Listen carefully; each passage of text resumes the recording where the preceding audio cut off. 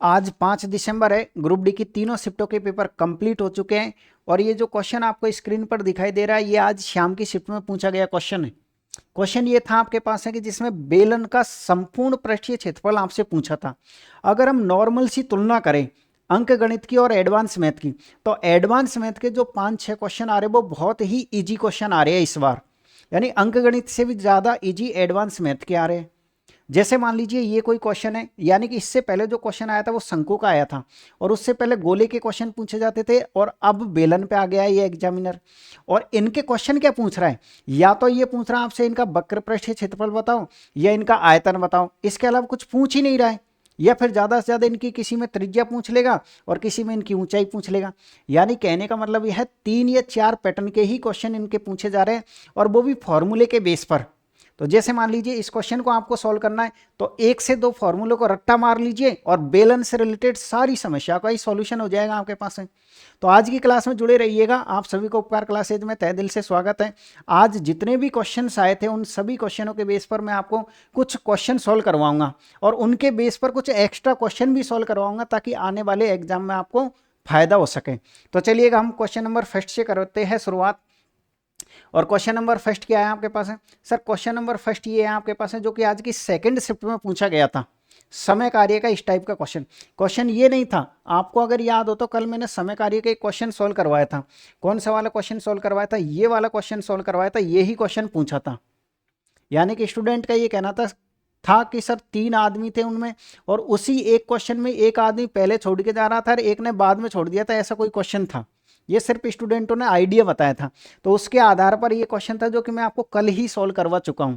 अगर आपने मेरी कल की क्लास पढ़ी होगी और आज एग्जाम देने गए होंगे तो आप इस क्वेश्चन को राइट करके आए होंगे। चलिएगा, अगर आने वाले टाइम में आपकी एग्जाम है तो बगैर टाइम खराब किए हम शुरुआत करते हैं आज के क्वेश्चन नंबर फर्स्ट से। क्वेश्चन की क्या खास बात है, इसके समय कार्य का क्वेश्चन मैंने क्यों लिया है? इससे पहले जब एग्जाम स्टार्ट हुई थी 27 और 28 नवंबर को ग्रुप डी की, तो कार्य क्षमता पर क्वेश्चन पूछे गए थे। फिर ये पूछा गया था कि दोनों मिलकर उस कार्य को कितने दिन में कर लेंगे। फिर पूछा गया था कि अकेला किसी कार्य को कितने दिन में कर लेगा। अब एग्जामिनर धीरे धीरे इस स्टेप पर पहुंच चुका है। स्टेप क्या है आपके पास है कि P एक काम को 30 दिन में करता है, Q उसे 40 दिन में करता है। ठीक है, वे 4 दिन तक एक साथ काम करते हैं और फिर एक जना छोड़ के चला जाता है।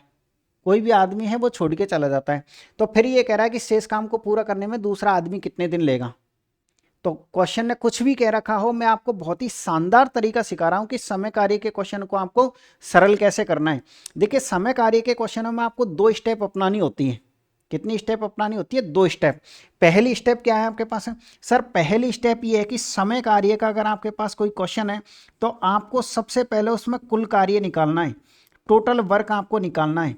क्या निकालना है? कुल कार्य। अब आप ये कहोगे सर कुल कार्य आता कैसे है? तो जो भी उनका समय दे रखा है उनका आपको लघुत्तम लेना है। तो कुल कार्य किससे आता है सर? कुल कार्य आता है आपके पास है एलसीएम लेने से। एलसीएम से किससे आएगा आपके पास है? एलसीएम से। ठीक है, दूसरा पॉइंट क्या अपनाना होता है सर? दूसरा पॉइंट आपको ये अपनाना होता है कि आपको इनकी प्रतिदिन की कार्य क्षमता निकालनी है।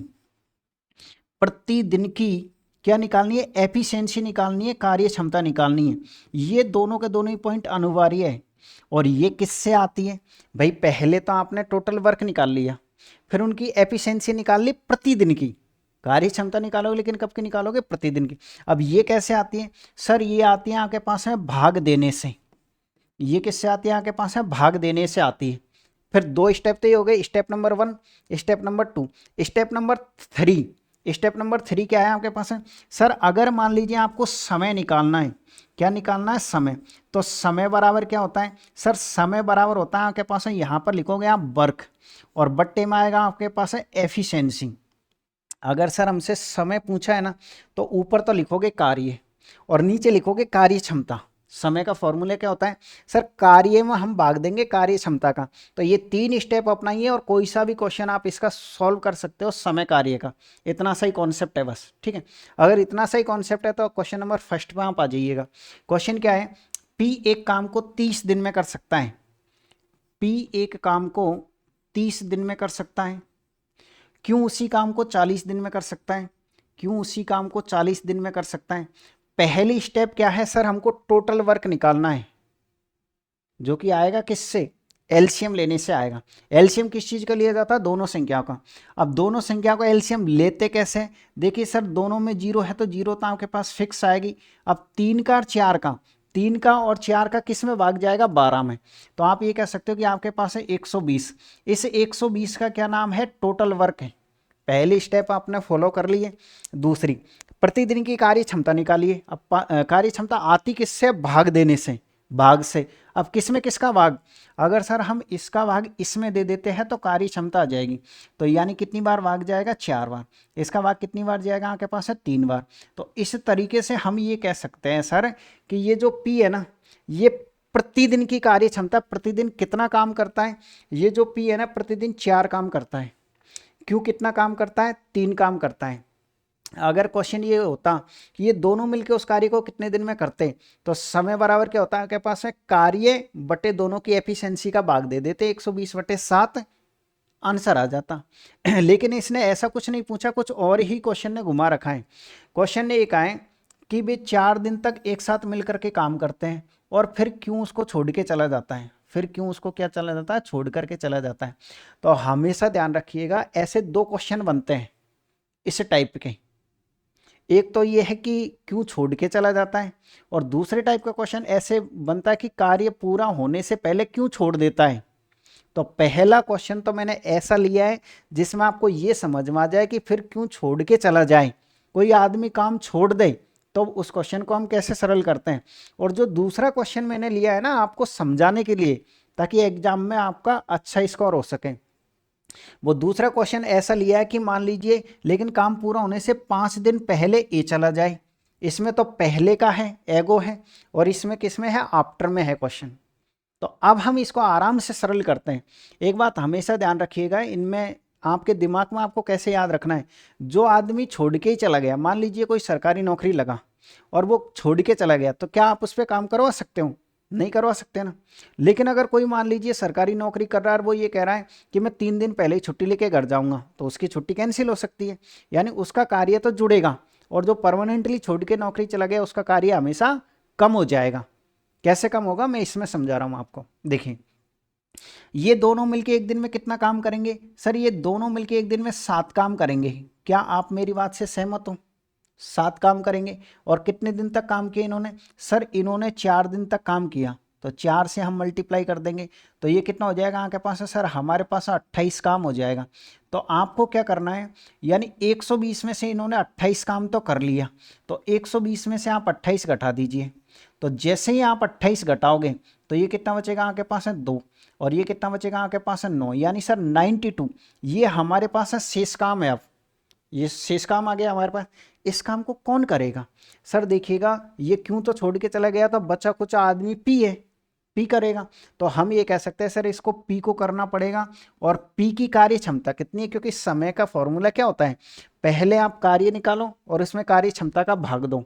तो कार्य तो हमने निकाल दिया, अब कार्य क्षमता क्या है? आप चाहे तो इसको ऐसे लिख दो कि सर अगर समय निकालना है तो समय का फॉर्मूला क्या होता है? कार्य, और बट्टे में क्या आएगा आपके पास है? कार्य क्षमता। क्या आएगा आपके पास है? कार्य क्षमता। तो अब हमको समय की जरूरत है। ये रहा कार्य और किसका? पी का। और पी की जो कार्य क्षमता है ना, वो यहाँ पर लिखी हुई है, देखो ये।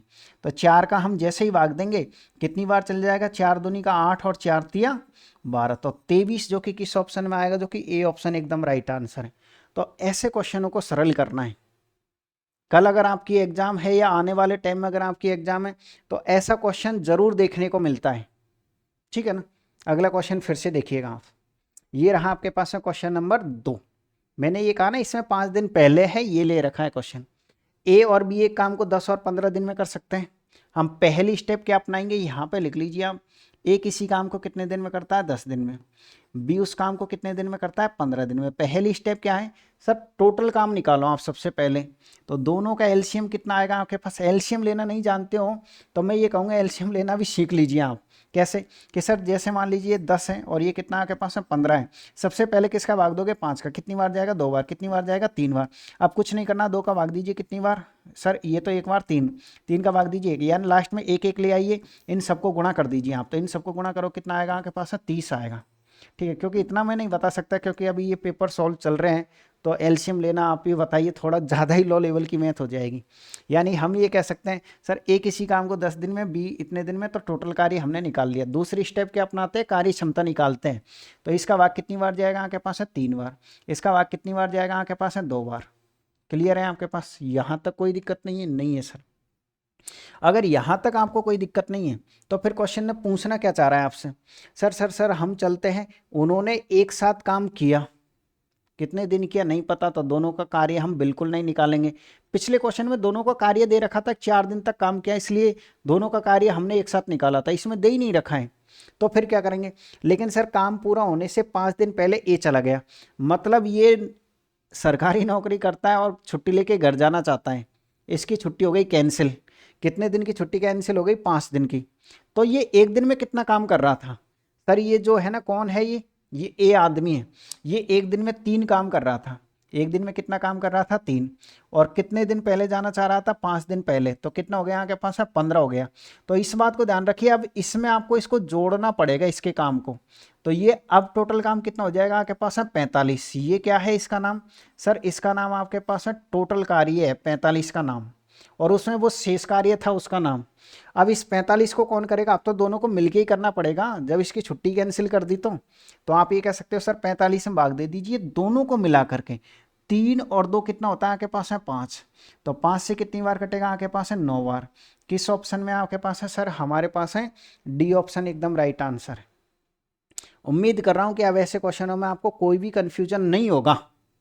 जो आज जो क्वेश्चन आया था वो थोड़ा सा एक स्टेप हटके आया था, जो कि मैंने कल भी ये क्वेश्चन सॉल्व करवाया है, आज फिर से आपको ये क्वेश्चन मैं सॉल्व करवा रहा हूँ, ठीक है ना। फिर समझ लीजिए आप, ए बी सी किसी काम को 10, 12 और 15 दिन में कर सकते हैं, तो पहले तो 2 स्टेप तो पूरी करो, टोटल कार्य निकालो, कार्य क्षमता निकालो, उसके बाद आगे के सोचेंगे कि क्या क्वेश्चन ने कह रखा है।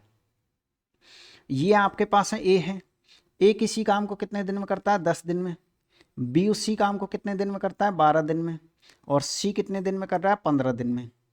स्टेप नंबर 1, टोटल कार्य निकाली, यानी इनका लघुत्तम लीजिए, लघुत्तम कितना आ जाएगा आपके पास है 60 आ जाएगा। मैंने कहा ठीक है, इसका भाग कितनी बार जाएगा, इसमें 6 बार, इसका भाग कितनी बार जाएगा 5 बार, इसका भाग कितनी बार जाएगा 4 बार। यहाँ तक किसी भी तरह की कोई दिक्कत आपको नहीं आनी चाहिए। अब क्वेश्चन ने क्या कहा है, लेकिन 4 दिनों के बाद बी ने छोड़ दिया, तो आपको पता है जो चला गया हम उसको वापस नहीं बुलाते नौकरी पे, उसका तो काम कम करना है, तो इसका तो काम आपको इसमें कम करना पड़ेगा, क्योंकि इसने कहा कि बी ने तो काम छोड़ दिया, ठीक है, और कितने दिन 4 दिनों के बाद छोड़ दिया इसने, तो बी कहाँ पर है सर, ये रहा आपके पास है बी। तो मैं यहाँ साइड में लिख दूँ क्या, चलो यहीं लिख देते हैं। तो सर हम ये कह सकते हैं बी की कार्य क्षमता निकाल ली 5, 5 × 4 कितना हो गया हमारे पास है 20, और 20 के आगे क्या आएगा, किसका निशान आएगा माइनस का, क्योंकि छोड़ दिया ना इसने इसलिए, ठीक है। और 3 दिन पहले सी ने काम छोड़ दिया, हम किसी को जाने नहीं देंगे, नौकरी पे छुट्टी नहीं मिले किसी को, तो इसने 3 दिन पहले, सी कहाँ पर है सर, ये रहा सी, तो इसकी कार्य क्षमता कितनी है 4, और दिन कितने हैं इसके पास में 3, तो कितने हो गए यहाँ के पास हम 12, लेकिन ये प्लस का 12 आएगा, लेकिन किसका 12 आएगा आपके पास है, प्लस का 12 आएगा, इस बात को ध्यान रखिए।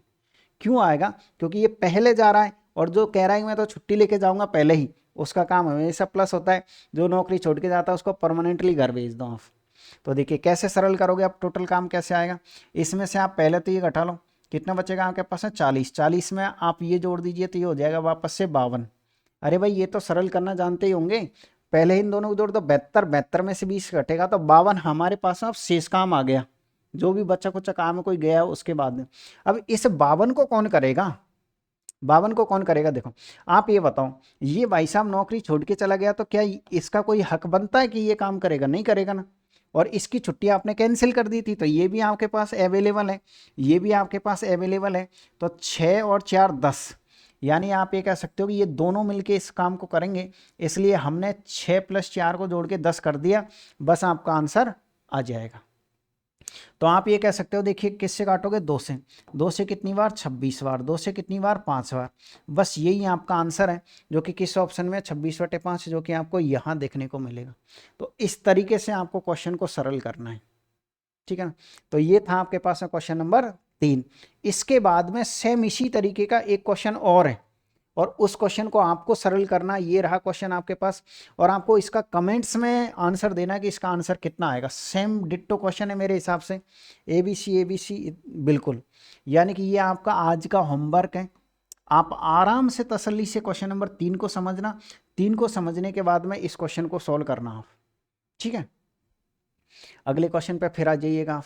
क्वेश्चन क्या है आपके पास है, देखिए अब हमने अनुपात समानुपात के कुछ क्वेश्चन लिए, ऐसा क्वेश्चन पूछा गया था। क्या है आपके पास है अनुपात समानुपात का क्वेश्चन। एक मिनट रुके भाई सर। क्वेश्चन हमारे पास में ये है, यदि A 24 और 6 का माध्य अनुपात है, B 81 और 9 का मध्य अनुपात है, तो आपसे 3A + B का अनुपात पूछा है, मान पूछा है कितना है। मैं आपको देखो क्वेश्चन जो पूछे जाते हैं ना हमारे पास अनुपात समानुपात के, जो पूछे गए हैं वो ये पूछा गया था मध्य अनुपाती से रिलेटेड। तो मैं आपको इस क्वेश्चन को समझा देता हूँ कि क्वेश्चन कितने टाइप से आपसे पूछ सकता है एग्जाम में। तो सर एग्जाम में आपसे क्वेश्चन एक पूछ सकता है, पहला आपसे पूछ सकता है कि आप बताओ तृतीय अनुपाती कितना है। तृतीय अनुपाती एक तो ये पूछेगा, और पूछेगा किसी न किसी किस्मत में तो होगा ही है। और एक पूछेगा सर हमसे चतुर्थ अनुपाती। क्या पूछेगा हमसे? चतुर्थ अनुपाती, ठीक है, ये भी किसी की किस्मत में तो होगा। और एक पूछता हमसे सर ये मध्यानुपाती, इनके अलावा नहीं पूछेगा आपसे कुछ भी, ध्यान में रखिए। अगर आपसे तृतीयानुपाती पूछता है तो आपको क्या करना है, पहली संख्या का भाग लगाना है। मैं जिस तरीके से समझा रहा हूँ उसी तरीके से समझना है आपको। अगर पहली संख्या का भाग लगाना है तो किस में लगाना, मैं सब समझा दूंगा। चौथे अनुपात में भी क्या करना है सर, इसमें भी हमको पहली संख्या का ही भाग लगाना है। यानी तृतीय पूछ ले चाहे चतुर्थ पूछ ले, जो इनमें पहली पहली संख्या उनका भाग लगाना है। लगाना किसमें सर, लगाना जो बाकी की संख्या बच गई, इसमें केवल एक ही संख्या बचेगी, इसलिए हम B² में भाग लगाएंगे, उसको डबल बार रिपीट करेंगे। इसमें दो संख्या बचेगी, कौन कौन सी बचेगी, एक तो B बचेगा और एक C बचेगा। आप ये कहोगे कि इसमें नहीं आया क्या C? नहीं। अगर मान लो तृतीय अनुपात पूछेगा ना तो आपको सिर्फ दो ही संख्या देगा, यानी सिर्फ A और B दिया हुआ मिलेगा आपको, बस दो ही संख्या दी हुई मिलेगी तृतीय अनुपात में। और चतुर्थ अनुपात में क्या दिया हुआ मिलेगा सर, इसमें तीन संख्या दी हुई मिलेगी ABC। जब संख्या ही आपके पास है तीन है तो पहली संख्या का भाग इन दोनों को गुणा करके, पहली संख्या का भाग इसको डबल बार रिपीट करके। और ये जो मध्यानुपाती है, मध्यानुपाती में क्या करना, अंडर रूट का निशान लगता है, ये A है और ये B है। यानी सर इसमें हमको दो संख्या मिलेगी A और B, यानी इसमें और इसमें दो दो संख्या मिलती है और इसमें आपको तीन संख्या मिलती है। क्लियर है आपके पास? अगर क्लियर है तो इस क्वेश्चन को देखिएगा। ए का मान कैसे आएगा, 24 और 6 का माध्य अनुपात है, मध्य अनुपाती माध्य एक ही बात होता है। तो ए का मान आप निकालिए, ए का मान कैसे आएगा सर, ए है मध्य अनुपात और मध्य अनुपात का फॉर्मूला होता है अंडर रूट। ए का मान कितना आपके पास है 24, बी का मान कितना आपके पास है 6। तो आप पहले इसे सरल कर दीजिए। देखिए सरल करने का क्या तरीका है, अगर इधर 6 मौजूद है ना तो 6 इसमें जरूर होगा, और इसमें है देखो, इसको हम 4 गुणा 6 लिख सकते हैं, और एक 6 तो पहले से ही है। अब अंडर रूट में से आप ये बताइए 4 में से बाहर क्या निकलता है, 2 निकलता है। अगर अंडर रूट के भीतर है 4 तो 2 निकलेगा, और ये डबल 6 में से क्या निकलेगा बाहर, 1 6। यानी आप ये कह सकते हो कि सर इसका जो ए का जो मान है ना हमारे पास में वो तो हो गया 12, ठीक है। इसी तरीके से आप बी का मान और निकालिए, क्योंकि हमको लास्ट में फाइनली इसका मान निकालना है। अब बी का मान कैसे निकलेगा, हमारे पास है देखिए बी और ये रूट का निशान, एक तो है 81 और एक है 9, तो बाहर निकालो, इसमें से कितना निकलेगा 9 और इसमें से 3, तो इसका मान कितना आएगा आपके पास है 27 आएगा। अब वैल्यू किसकी पूछी सर, हमसे पूछा इसने 3A, किसका मान पूछा है हमसे पूछा है 3, और ए का मान कितना आपके पास है 12 और प्लस का निशान, बी का मान कितना आपके पास है 27 है, ठीक है। मैंने कहा आप इनको जोड़ दीजिए, कितना हो जाएगा आपके पास है 36, 36 प्लस 27, तो ये कितना हो जाएगा आपके पास है 13 और 6 63। किस ऑप्शन में आपके पास 63, जो कि आपको सी ऑप्शन में देखने को मिलेगा। उम्मीद कर रहा हूँ कि आप ऐसे क्वेश्चन को आप गलत करके नहीं आओगे। कुछ स्टूडेंट जो मैथ में थोड़ा सा कमज़ोर होते हैं वो ऐसा क्वेश्चन देखते ही डरने लगते हैं। तो मैं आपसे ये कहूँगा कि मैथ बिल्कुल इजी आ रही है। अगर बाकी के स्टूडेंट जो मैथ बैकग्राउंड से है या मैथ अच्छी है उनकी, अगर वो 25 में से 25 या 24 कर रहे हैं तो 23 तो आपके भी राइट होने चाहिए, क्योंकि जो कंपटीशन बनेगा ना वो करंट जीके पर बनेगा। तो करंट जीके में तो मुझे पता है कि आप उनसे भी ज़्यादा तेज हो, जो मैथ्स वाले स्टूडेंट होते हैं उनसे ज़्यादा आप लोग तेज़ हो जो आर्ट्स वाले स्टूडेंट होते हैं। करंट जीके में आपकी जीत होगी। आपको जो पछाड़ती है ना वो मैथ है, क्योंकि रीजनिंग भी आप डील कर ही लेते हो, मैथ आपको उनसे पछाड़ेगी पीछे। तो फिर मैथ में आपको क्या करना है, सर मेरी क्लासों को आप फॉलो करिए, मेरी 100% गारंटी है इससे बाहर कुछ भी नहीं आएगा। आपको यकीन नहीं होगा, मैं रिकॉर्ड नहीं करता हूँ क्लास को, लेकिन शायद वो स्टूडेंट भी क्लास देख रहे होंगे जो मुझे दिन में कॉल करते हैं और जिन्होंने कहा कि सर हमारी अभी 3 दिसंबर को एग्ज़ाम थी, हमारी 4 दिसंबर को एग्ज़ाम थी और आपने जो पढ़ाया था बिल्कुल इसी तरीके के क्वेश्चन थे, सिर्फ संख्याएं चेंज थी। वो मुझे दिन में कॉल करके और धन्यवाद देते हैं कि सर आपका धन्यवाद, लेकिन अगर आप आज से हमको 2 महीने पहले या 1 महीने पहले या साल भर पहले मिल गए होते तो आज हमारा पेपर ठीक होता। फिर भी हमने कोशिश करी है कि मैथ में काफ़ी क्वेश्चन आपकी वजह से ठीक हुए हैं। तो मैं भी आपसे ये कहूँगा, अगर आपकी जब तक एग्ज़ाम है जब तक आप मुझे फॉलो कर लीजिए। ये आपका खुद का चैनल है, ये मेरा नहीं है, ये आपका खुद का चैनल है। सब्सक्राइब करके घंटी का बटन दबा के रखिए। जब भी मैं कोई नई वीडियो अपलोड करूँगा तो सबसे पहले नोटिफिकेशन आपके ही पास आएगा और सबसे पहले सफलता भी आप ही को मिलेगी। और मैं आपका कब तक साथ दूंगा, जब तक ये ग्रुप डी के पेपर चलेंगे जब तक। इसके बाद मैं फिर जुड़ूंगा आपके साथ में। अगर किसी की दिल्ली पुलिस की एग्ज़ाम है तो उसके लिए, अगर फिर आपकी एनटीपीसी की है तो उसके लिए भी मैं जुड़ने वाला हूँ। यानी आने वाले सभी एग्ज़ामों के लिए आगे मैं आपके साथ अवेलेबल रहूँगा, ठीक है ना। इसलिए सब्सक्राइब करके ज़रूर रखिएगा, सब्सक्राइब करके अपने जेब में रखिएगा मुझे, ताकि जब भी ज़रूरत पड़े सर ये लो पढ़ाओ। और अगर आपको, हाँ, मुझसे अगर वार्ता करनी है आपको तो कमेंट्स में आप आराम से टाइप करिए, आपको जो भी पूछना है मैं हर किसी का रिप्लाई देता हूँ। मुझे ऐसा लग रहा है कि इसका रिप्लाई देना है तो आप वहाँ मुझसे बातें कर सकते हो।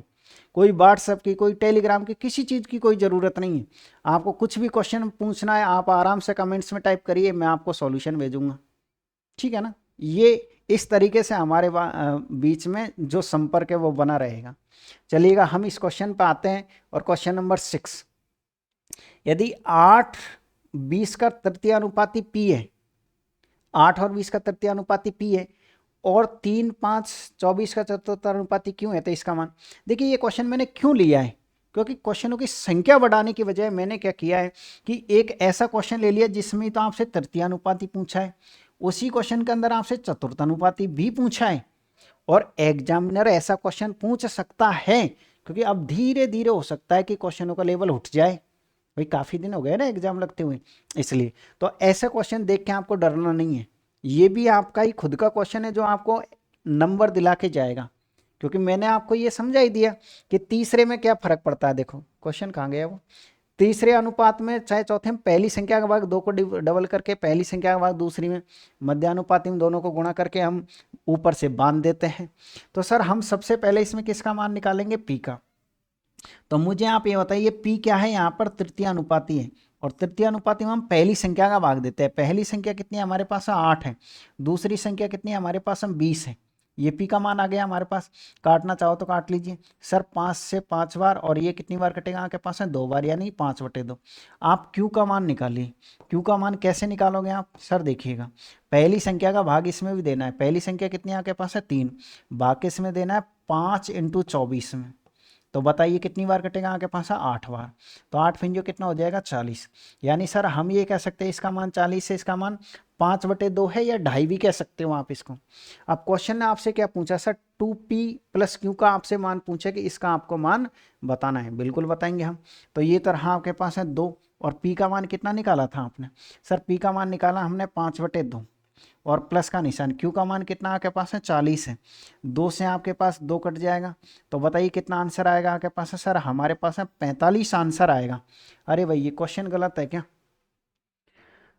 8 और 20 का अच्छा सॉरी, ठीक है ना, हम आपसे क्षमा चाहेंगे। देखिए मैंने ही आपको गलती कर दी है, तो आप कृपया करके ऐसी गलती नहीं करें। हम जब तृतीय अनुपात निकालते हैं पहली संख्या भाग देते हैं, लेकिन दूसरी संख्या को डबल बार रिपीट करते हैं। दूसरी संख्या को कितनी बार रिपीट करते हैं, सर दूसरी संख्या है ना ऊपर की, उसको डबल बार रिपीट करते हैं। यानी हम ये कह सकते हैं सर 8 का भाग लगाएंगे, लेकिन 20 × 20 लिखेंगे हम, ठीक है ना भाई। तो अब 5 से काटेंगे तो कितनी बार कटेगा आपके पास है, 4 बार। 5 से कितनी बार, 2 से कितनी बार, 10 बार। तो इसका मान भी कितना आ जाएगा आपके पास है, 40। 40 40 आ गए दोनों के मान, ठीक है ना। फिर चेक कर लेते हैं एक बार, 5 से 4 बार और ये 2 बार, 2 से कितनी बार आपके पास है 10 बार। तो अब आपसे मान किसका पूछा है सर, हमसे मान पूछा है 2 और पी का मान कितना आपके पास है 40, क्यू का मान भी कितना आपके पास है 40 है। तो इस तरीके से हम कह सकते हैं 80 + 40 कितना आएगा आपके पास में सर, 80 + 40 हमारे पास में क्या हो रहा है यार, वापस से क्वेश्चन गलत कैसे हो रहा है भाई, ऐसा क्या गुनाह कर दिया। यानी सर 2p + q का मान पूछा, पहली संख्या का भाग देते हैं हम दूसरी को डबल बार रिपीट करके, 5 से ये हमारे पास है 4, क्या दिमाग है, सॉरी भाई मैं माफ़ी चाहूँगा आप लोगों से, ठीक है ना। इसको वापस से करते हैं, देखो कितनी सिंपल स्टेप गलत हो जाती है काफ़ी बार, तो इसको हम वापस से करते हैं कि गलत ही काट रहे थे हम स्टार्टिंग से। सर ये 20 × 20 और बट्टे में कितना हमारे पास 8, कोई अच्छी कैलकुलेशन गलत होती तो भी अच्छा लगता, ये तो ऐसी कैलकुलेशन है, ये 4 से कट रहा है आपके पास है 5 बार, और 4 से कितनी बार 2 बार, 2 से कितनी बार 10 बार, ठीक है ना भाई। तो पी का मान कितना आ रहा है यहाँ से सर, पी का मान हमारे पास है 50 आ रहा है, तो हम ये कह सकते हैं 2 और पी का मान कितना आपके पास है 50 है, और प्लस क्यू का मान कितना आपके पास है 40 है, ये 100 हो जाएगा, पहले गुणा होता है इस बात को ध्यान रखिएगा। तो 100 + 40 कितना हो जाएगा आपके पास है 140। भाई गलती हो सकती है, मैं ये कहता हूँ अपन इंसान ही है, कोई कंप्यूटर तो है नहीं जो फीड कर रखा है कि भाई ये 4 से कटेगा कि काटना ही है। मेरे दिमाग में पहले 4 से ये आ रहा था, तो 4 से गलती से हम इसको कितनी बार काट रहे थे, शायद 4 से ये 4 बार कुछ काटा था हमने, ठीक है, जबकि ये 4 से कितनी बार कट रहा था 5 बार कट रहा था, और ये कितनी बार कट रहा है 2, 2 से 10 बार। करेक्ट आंसर है ए ऑप्शन, ठीक है। अगले क्वेश्चन पाइएगा आप, ये रहा आपके पास अगला क्वेश्चन, क्वेश्चन नंबर 7, और क्या पूछा है आपसे, चतुर्थानुपाती पूछा है। आपको क्या करना है, आराम से तसल्ली से इस क्वेश्चन का आंसर देना है कमेंट बॉक्स में। किस बॉक्स में देना है, कमेंट्स बॉक्स में आंसर देना है। मैं सभी के आंसर चेक करूंगा कि किस किस ने आंसर दिया है इसका। चलिएगा, 2 क्वेश्चन हो चुके हैं होमवर्क के लिए, अभी तक ध्यान रखें। मैं सबके देखता हूँ कौन स्टूडेंट डेली आंसर देगा, और फिर मैं डेली देखूंगा कि इसने दिया कि नहीं दिया, ये रेगुलर है कि नहीं है, क्योंकि मैं ये चाहता हूँ मैं इस बार आपको तब छोड़ूंगा जब आपकी नौकरी लग जाएगी, तब बीच में साथ छोड़ने वाला नहीं हूँ, ध्यान में रखिएगा। एक धनराशि ए बी सी डी के बीच इतने के अनुपात में वितरित की जानी, ये क्वेश्चन शुरू से ही आ रहा, जिस दिन से एग्जाम स्टार्ट हुई थी ना उस दिन से ही, और ये पहले भी आ रहा था। पता नहीं एग्जामिनर इस क्वेश्चन में क्या देखना चाहता है कि ऐसे सिंपल क्वेश्चन पूछ लेता है, लेकिन आपको तो फायदा ही है, ठीक है ना। यदि सी को 20 से 24 रुपये अधिक मिलते हैं तो ए को कितनी राशि मिलेगी। आपको कुछ नहीं करना है इसमें, सबसे पहले ऐसे क्वेश्चन को बांटने का क्या तरीका, आप सबसे पहले यहाँ लिखो राशि, यहाँ आपको क्या लिखना है राशि। अब ये जो ऊपर राशि लिखोगे ना उसी को नीचे लिखो आप यूनिट के फॉर्मेट में। मैंने क्या कहा ध्यान रखना, ऊपर जो लिखा है वही लिखना है दोबारा से, और फिर उसको मल्टीप्लाई कर दो। किससे मल्टीप्लाई करो को, जिसका भी आपको मान निकालना है ना उसकी यूनिट से, यानी किसका से, किसका की यूनिट से, किसका की यूनिट से आप मल्टीप्लाई कर दो। बस इसका याद रखना, ये फॉर्मूला बड़ा इंपॉर्टेंट है। मैं आपको पूरी अंकगणित पढ़ाऊंगा ना तब इस फॉर्मूले को रिपीट करूंगा। ऊपर क्या लिखना है सर राशि, नीचे उसी राशि को फिर लिखना है, देखो सेम राशि को यहाँ लिखना है और लेकिन यूनिट में लिखना है। यूनिट कितने टाइप की होती है, 2 टाइप की, एक तो यूनिट बनती है सर अनुपात में, ठीक है मेरे भाई, और दूसरी किस्म बनती है सर, दूसरी बनती है परसेंटेज में, यानी दूसरी किस्म बनती है आपके पास है सर, दूसरी यूनिट बनती है परसेंटेज में। इसके अलावा दुनिया में कोई यूनिट ही नहीं बनी।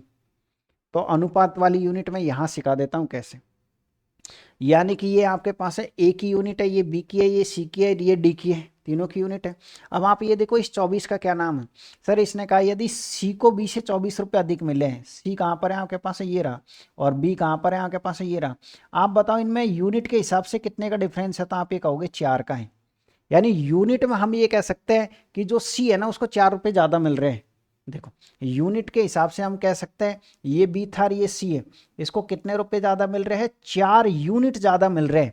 तो आप ये बताइए कि ऊपर कितना लिखोगे 24, तो ज़्यादा बटे ज़्यादा, ये 24/4 मल्टीप्लाई करो, किसका मान निकालना आपको, किसका ए का, 10 से कितनी बार कटेगा 6 बार, तो कितना आंसर आएगा आपके पास में 60।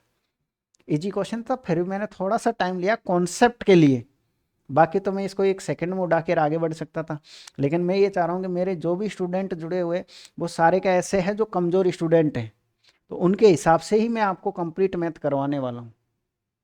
क्वेश्चन क्या है आपके पास में, क्वेश्चन ये नहीं आया था, क्वेश्चन कैसा आया था देखिए मैं आपको समझा देता हूँ। क्वेश्चन ऐसा आया था, लेकिन फिर मैंने इसके आगे पीछे के क्वेश्चन और ले लिए हैं, क्योंकि हो सकता है कि कल को ऐसा भी क्वेश्चन आपके एग्जाम में देखने को मिले।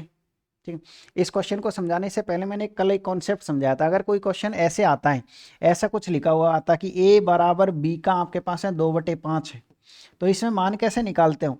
सर इसमें b का मान ये रहा, a का मान ये रहा। इस कॉन्सेप्ट को ध्यान रखना कि हम मान ऐसे निकालते हैं। ठीक है, ओके। और एक और पॉइंट याद रखना कि जो समय और चाल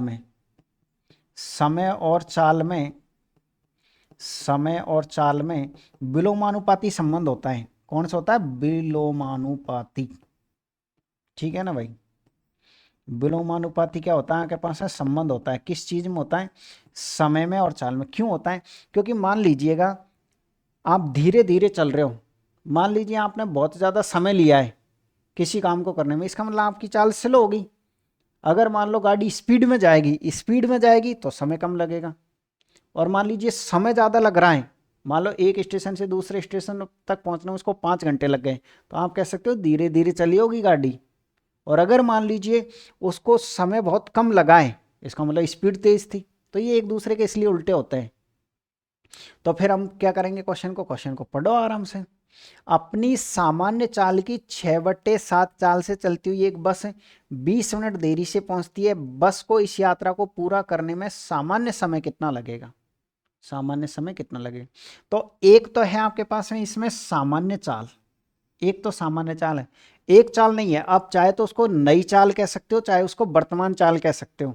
हम उसको नई चाल से प्रदर्शित कर लेते हैं कि सर ये जो नई चाल है, ये जो क्या है आपके पास है, सर ये जो नई चाल है ना, वो आपके पास है सामान्य की। अच्छा चाल लिख लेते हैं क्योंकि ज़रूरी है चाल लिखना।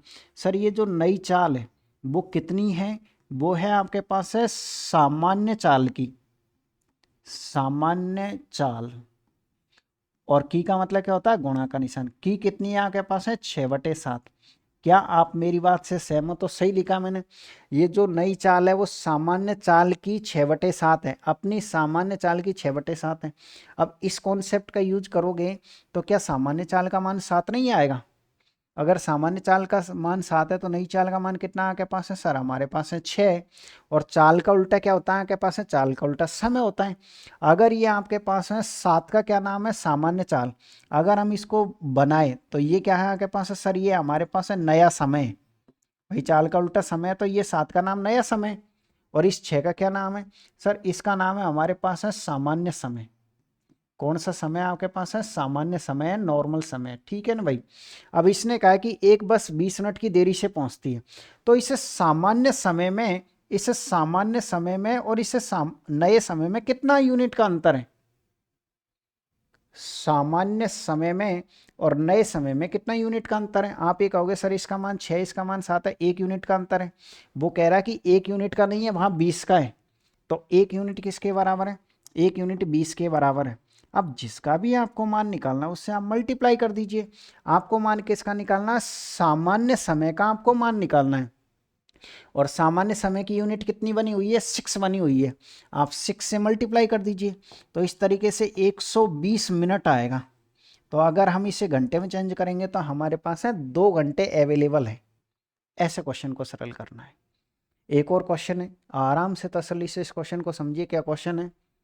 क्वेश्चन है आपके पास है, राजधानी एक्सप्रेस दिल्ली से पटना के लिए 1 घंटे 30 मिनट की देरी से निकलती है, निकलने दो, और अपनी चाल में 10% की वृद्धि करके पटना निर्धारित समय पर पहुंचती है। चाल बढ़ा दी। ट्रेन द्वारा दिल्ली से पटना पहुंचने में लिया गया कौन सा समय पूछा हमसे? सामान्य समय पूछा है। तो ऐसे क्वेश्चन मैंने ये कहा कि अगर कोई परसेंटेज वाला, कोई फ्रैक्शन वाला कोई क्वेश्चन आ जाता है, परसेंटेज वाला अगर कोई क्वेश्चन आता है तो सरल करने का क्या तरीका है? अच्छा पहले ये बताओ, क्लास दिख रही है ना प्रॉपर तरीके से? क्योंकि कल कुछ स्टूडेंटों का ये क्वेश्चन था कि सर क्वेश्चन साफ नहीं दिख रहा था, बिल्कुल क्लियर दिख रहा है। ऐसे क्वेश्चनों को सॉल्व करने का क्या तरीका है? सर जो भी परसेंटेज दी हुई है ना, पहले उसकी आप भिन्न बनाइए। तो 10% की भिन्न कितनी बनेगी आपके पास?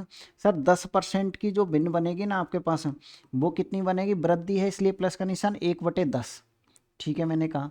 अब आप ये देखिए अपनी सामान्य चाल में 10% की वृद्धि करता है।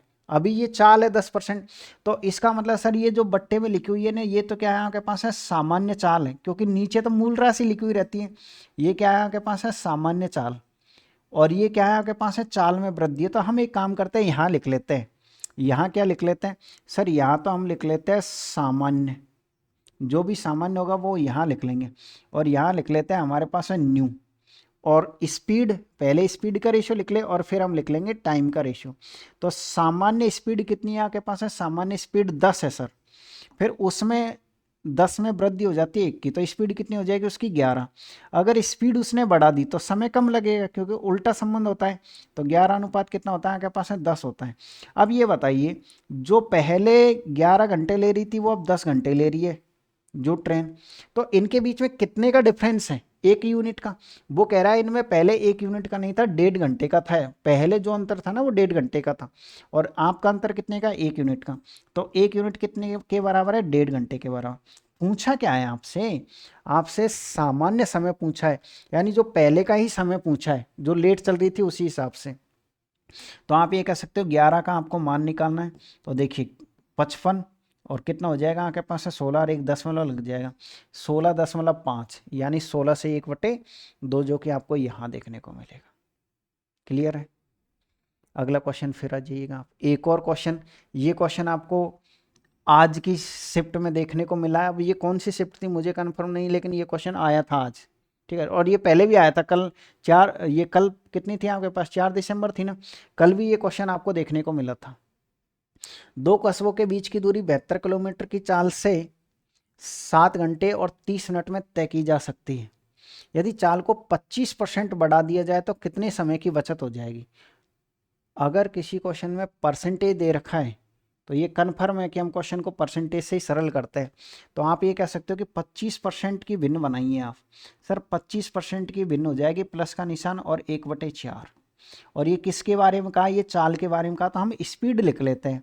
यानी सर पहले स्पीड कितनी थी 4, और फिर स्पीड में कितनी वृद्धि हो गई 1, कितनी हो गई स्पीड 5। स्पीड का उल्टा क्या होता है हमारे पास है समय, तो 5 अनुपात कितना हो जाएगा आपके पास है 4। कोई दिक्कत नहीं है ना, आराम से कर लिया हमने। क्वेश्चन ये कह रहा है कि दो कस्बों के बीच की दूरी 72 थी, 72 किलोमीटर प्रति घंटे की चाल से 7.5 घंटे में तय की जाती थी दूरी। यदि हम चाल को बढ़ा दे तो कितनी बचत होगी। आप यहाँ थोड़ा तसल्ली से देखो, पहले हमको समय कितना लग रहा था सर, पहले 5 यूनिट का समय लग रहा था, अब समय कितना लग रहा है आपको 4 यूनिट का। कितने यूनिट की बचत कर रहे हो भाई आप, सर हम 1 यूनिट की बचत कर रहे हैं, और सर हमसे इसी 1 यूनिट का मान पूछा है। और दे क्या रखा हमको, सर हमको दे रखा पहले का समय, पहले का समय यानी कि पहले कितना समय लग रहा था वो हमको दिया, यानी सर इसका तो मान हमको दिया है और इसका हमको मान निकालना है। तो 5 यूनिट का मान कितना दे रखा है इसने, 7 घंटे और 30 मिनट, यानी कि 7.5 घंटे ऐसे ही लिखेंगे ना अपन, और गुणा किससे करेंगे 1 से। तो 5 से कितनी बार कटेगा आपके पास है 15 बार, तो 1.5, 1.5 का कितना मतलब होता है, 1.5 का मतलब होता है 1.5 घंटे। ये मत कर देना 1.5, ये 50 मिनट है, 1 घंटे और 30 मिनट होती है। हर चीज़ का आधा आधा अलग होता है, 1 घंटे का आधा 30 मिनट होता है, 1 किलो का आधा 500 ग्राम होता है, 1 रुपये का आधा 50 पैसे होता है। तो हर चीज़ का आधा अलग अलग होता है, ध्यान में रखिएगा। अगला क्वेश्चन फिर लीजिएगा। देखिए मैंने क्या किया, इस बार कोशिश करिए कि जैसे मान लीजिए समय दूरी था, तो समय दूरी के ऐसे क्वेश्चन तो आ रहे उनके एक्सपेक्टेड क्वेश्चन कुछ और लेके रखें, ताकि आपको सुविधाएं मिलती रहे, क्योंकि एक क्वेश्चन से आपको थोड़ा कॉन्सेप्ट क्लियर नहीं होगा। मैं चाह रहा हूँ कि अलग अलग, जैसे मान लो एक चैप्टर के 3, 4, 5 क्वेश्चन मैं सॉल्व करवाऊंगा, तो उससे आपका थोड़ा कॉन्सेप्ट भी क्लियर होगा।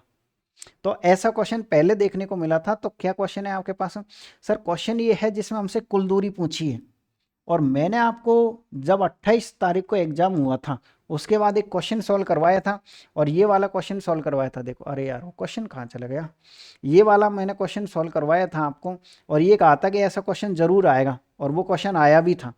देखिएगा ये क्वेश्चन मैंने आपको सरल करवाया था, ये रहा आपके पास, ये वाला क्वेश्चन मैंने सॉल्व करवाया था, आप याद करिए। और इसमें भी क्या पूछी है आपसे, दूरी पूछी गई है। क्या पूछी गई, दूरी। लेकिन दोनों क्वेश्चनों में डिफरेंस है। क्या डिफरेंस है दोनों क्वेश्चनों में, सर ये जो क्वेश्चन क्या कहना चाह रहा है, मैं क्वेश्चन को समझाता हूं आपको कि ये दोनों क्वेश्चन क्या है। कि ये मान लीजिए आपके पास है ए पॉइंट है, और ये है आपके पास है बी पॉइंट। एक आदमी को यहाँ से यहाँ तक जाना है, यहाँ से यहाँ तक ही जाना है बस, और वो वहीं पर जाके रुक गया। ठीक, केवल जाना है। अब इसने क्या कहा है, यदि तान्या 6 किलोमीटर प्रति घंटे की चाल से चलती है तो उसकी रेलगाड़ी 2 मिनट से छूट जाती है। यानी कि वह यहाँ से जाएगी और किस स्पीड से जाएगी, 6 किलोमीटर प्रति घंटे की स्पीड से। तो उसकी जो रेलगाड़ी है ना वो 2 मिनट छूट जाती है, मतलब 2 मिनट क्या हो जाती है सर, वह लेट हो जाती है। ठीक है, हालांकि यदि वह अपनी स्पीड 8 किलोमीटर प्रति घंटे की स्पीड से चलती, अगर ये अपनी स्पीड बढ़ा लेती तो क्या करती, कहाँ पर देखो वापस यहीं से वापस यहीं पहुंचेगी, अभी आई नहीं है वापस, ध्यान रखें। तो वह 3 मिनट पहले ही पहुंच जाती, तो वह 3 मिनट पूर्व पहुंच जाती। ठीक है, यानी कि इस स्पीड से भी ये जाने के लिए बोला, इस स्पीड से जाने के लिए बोला, आने के लिए नहीं बोला। तो आपसे पूछा कि तान्या द्वारा स्टेशन तक पहुंचने के लिए तय की गई दूरी कितनी है, यानी केवल यहाँ से यहाँ तक की दूरी। अगर ये पूछेगा कि वापस भी आएगी यहाँ से यहाँ तक की, तो जो भी आंसर आए उसका डबल करना है। लेकिन ये कह रहा है कि तान्या भाई ए से बी तक गई है ना, तो सिर्फ एक साइड की दूरी बताइए आप। तो ऐसा कोई भी क्वेश्चन अगर आपकी एग्जाम में आता है तो डिस्टेंस निकालने का, दूरी निकालने का क्या तरीका है सर, दूरी निकालने का ये तरीका है कि x गुणा वाई और बट्टे में हम करेंगे x माइनस वाई, और इसको मल्टीप्लाई करेंगे यहाँ समय अंतराल से। किससे मल्टीप्लाई करेंगे हम यहाँ पर सर, हम समय अंतराल से गुणा करेंगे। एक फॉर्मूला तो ऐसा बनता है इसका, और जो दूसरा फॉर्मूला बनता है ना वो ऐसा बनता है, डी बराबर x y upon x plus y, और यहाँ हम गुणा करेंगे कुल समय से। किससे गुणा करेंगे, कुल समय से, जो कि अभी हम एक क्वेश्चन जो छोड़ के आए थे उसको सरल करने वाले हैं। तो दो क्वेश्चन बनते हैं, एक में तो कुल समय दिया हुआ रहता है और दूरी पूछता है, और एक क्वेश्चन में आपको समय अंतराल दिया हुआ रहता है और दूरी पूछता है। मैं दोनों को क्लियर कर रहा हूँ क्वेश्चनों को, ठीक है। तो इसमें हमसे क्या पूछा है सर, हमसे डिस्टेंस पूछा है। तो x का मतलब क्या होता है, पहली वाली चाल। पहली वाली चाल कितनी है आपके पास है, 6। बाई का मतलब क्या होता है, दूसरी वाली चाल। इन दोनों का डिफरेंस कितना है आपके पास है, 2 का। अब समय का अंतराल देखो, ये 2 मिनट लेट है और ये 2 मिनट पूर्व है, एक दूसरे के विपरीत है तो दोनों जुड़ेगा, तो 2 और 3 कितना हो जाएगा आपके पास है, 5। लेकिन ये किस में है आपके पास, मिनट में, और ये किस में आपके पास है, घंटे में। तो मिनट को किस में चेंज करोगे आप, घंटे में। तो 60 का भाग लगा दो, काटा पीटी कर लीजिए। देखिए 2 से कितनी बार कटेगा आपके पास है, 4 बार। 6 से कितनी बार कटेगा आपके पास है, 10 बार। 5 से कितनी बार कटेगा, 2 बार। 2 से कितनी बार कटेगा, 2 बार। आप कहोगे सर क्या गीत से गाने लग गए, तो आपका करेक्ट आंसर आएगा 2 किलोमीटर। किस ऑप्शन में सर, हमको इस ऑप्शन में देखने को मिलेगा। रट्टा मार के जाना इस फॉर्मूले का, कहीं भी अमेरिका में भी जाके कोचिंग करोगे ना तो भी कोचिंग वाले यही कहेगा, ऐसे दोनों फॉर्मूले आपको याद होने चाहिए, खूब क्वेश्चन आते हैं। ठीक, अगर ये कहती कि वापस भी आना तो इसको हम 2 से गुणा कर देते, 4 हो जाती डिस्टेंस। आप आइए वापस से, जो एक क्वेश्चन छोड़ा था ना इसी तरीके का, उस क्वेश्चन पर आइए, देखिए क्या क्वेश्चन था। आज की क्लास मामूली सी लंबी होगी, आपका जो नेट है, जो डेटा है, उसको आप बचाए जरूर रखना, ठीक है ना। अगर नेट कम है तो कुछ आधी क्लास अब देख लेना, आधी क्लास 12 बजे के बाद देख लेना। तो क्योंकि ये क्लास ऑलरेडी ही 10 साढ़े 10 बजे तो रिकॉर्ड ही होगी, तो 10:30 बजे के बाद अपलोड होगी क्लास। आप ये पूछ सकते हो सर इतनी लेट आप क्लास अब रिकॉर्ड क्यों करते हो। भाई ये बताइए, अब तीनों शिफ्टों का निचोड़ करते हैं, उसके बाद इन क्वेश्चनों को सेट करते हैं, तो क्वेश्चनों को सेट करने में 8:30 बज जाते हैं। अब 9 बजे से रिकॉर्डिंग स्टार्ट करते हैं तो 10 साढ़े 10 तो नॉर्मल हो ही जाते हैं। अगर मान लो ऐसा होता है मैं फेक क्वेश्चन लाता तो कभी भी रिकॉर्डिंग कर देता, कभी भी रख देता। लेकिन पहले जेन्युइन हर पूरे तो चैनल ढूंढ मारते कि किसने कैसा बताया है, किस स्टूडेंट ने कौन सा क्वेश्चन बताया है। इसके अलावा जो बाकी जो जान पहचान के स्टूडेंट गए उनसे फ़ोन करके पूछना कि किस चैप्टर के कितने क्वेश्चन आए थे, किसका क्वेश्चन कैसे आया था, फिर उनके बेस पर दूसरा क्वेश्चन ढूंढना, फिर उसको टाइप करवाना और फिर सॉल्व करना खुद को, फिर यहाँ पर सॉल्व करवाना। देखो टाइमिंग लगता है इसमें, लेकिन आप देखो कि मेरी 6 घंटे की मेहनत आपके पास 1 घंटे में आके पहुंच जाती है। ये तो होती है टेक्निक, यानी कि मेहनत मैं कर रहा हूं लेकिन फ़ायदा आपका होगा, मेहनत मेरी सफलता आपकी, ठीक है। और वो ज़रूर मैं आपको दिला के रहूँगा। तो चलिएगा हम इस क्वेश्चन को सरल करते हैं। एक व्यक्ति एक स्थान ए से बी तक, ये स्थान ए है और ये बी है, ए से बी तक 60 किलोमीटर प्रति घंटे की स्पीड से जाता है। यानी जाते टाइम स्पीड कितनी है इसकी आपके पास है, 60 किलोमीटर प्रति घंटे की, ठीक है। और वापस की यात्रा में 75 किलोमीटर प्रति घंटे से ये वापस आता है। वापस कितने से आता है, यहाँ ये जा रहा है और यहाँ पर ये वापस आ रहा है, ठीक है। यदि यात्रा में लिया गया कुल समय 6 घंटे है, तो कुल दूरी कितनी है? आपको पता है कुल दूरी का फॉर्मूला मैंने अभी लिखाया था, x y upon x plus y, और मल्टीप्लाई किससे करोगे? कुल समय से। किससे करोगे? कुल समय से। ठीक है, तो क्वेश्चन क्या हो जाएगा आपके पास? एक्स का मान ये रहा, वाई का मान कितना था आपके पास? 75 है ना, ये 75 लिखा है भाई मैंने, 75। दोनों को आप ऐड कर दीजिए 135, और मल्टीप्लाई कर दीजिए कुल समय से 6 से। किससे काटोगे आप? 15 से काट दीजिए 5 बार, 15 से काट दीजिएगा 9 बार, 3 से काट दीजिएगा 2 बार, 3 से इतनी बार, कितनी बार आपके पास? 20 बार। तो ये कितना हो जाएगा आपके पास? सर ये हो जाएगा 5 दूनी का 10, 200। ये जो 200 आपके पास आया है ना किलोमीटर, ये एक साइड की है सिर्फ और सिर्फ। और उसने ये नहीं पूछा कि एक स्थान से भी दूसरे स्थान के बीच की दूरी बताओ। अगर ये पूछता कि एक स्थान से दूसरे स्थान के बीच की दूरी बताओ तो यही आंसर होता। उसने पूछा कि कुल दूरी, यानी ये एक स्थान से दूसरे स्थान पे गया भी है फिर वापस भी आया है, इसलिए आपको इसमें 200 और ऐड करना है। तो इस तरीके से आपका आंसर कितना होगा फिर? सर इस तरीके से हमारे पास 400 आंसर होगा। ठीक है मेरे भाई। अब ये रहा आपके पास में त्रिकोणमिति का, ये कल का ही क्वेश्चन है, कल भी ऐसा क्वेश्चन आया था, आज भी आया। फर्क कितना सा है, कल उसने मीनार लिखा था, आज सिड्डी लिखी है वहाँ पर, बाकी क्वेश्चन सेम था, कोई भी फर्क नहीं है। तो मैंने ये कहा ना, अगर आपको ऊंचाई दूरी से या त्रिकोणमिति से एडवांस मैथ से अगर डर लगता है तो आप मेरे साथ जुड़िएगा, आपको भविष्य में कभी डर नहीं लगेगा। अब मैं आपको ऊंचाई दूरी के कुछ फिक्स फॉर्मूले रट्टावा रहा हूँ, उनको आप रट्टा जरूर मार लीजिएगा। कुछ भी नहीं है फॉर्मूले के नाम पे, इतना सा है। देखो आप कहोगे रटने की बात आ गई, सर क्या रटवाओगे? मैं आपसे कह रहा हूं कि आपको ये रटना है, 132, 112 और 312। क्या आप इसे नहीं रट सकते? 132, 112, 315, बस पूरी हाइट और डिस्टेंस मैं आपको अब सरल करवा दूंगा, इतना रट लिया तो रटो एक बार। 132, 112, 312, बस आपका काम हो गया। यानी सर जब भी हम हाइट एंड डिस्टेंस का, देखो अब हमें एक पेज यहाँ ले लेते हैं जो मैंने आपको रटवाया है। सर हम एक काम करते हैं, एक यहाँ पर एक समकोण त्रिभुज बना लेते हैं, यानी क्योंकि इसमें ज़्यादातर क्या समकोण से रिलेटेड है। ये मान लीजिए सर हमारे पास में एक कोई त्रिभुज है, ये लीजिए त्रिभुज क्या है, मैं आपको समझाऊंगा कि ये आखिरकार में है क्या चीज़। ये आखिरकार में है क्या चीज़ है। ठीक है, मैं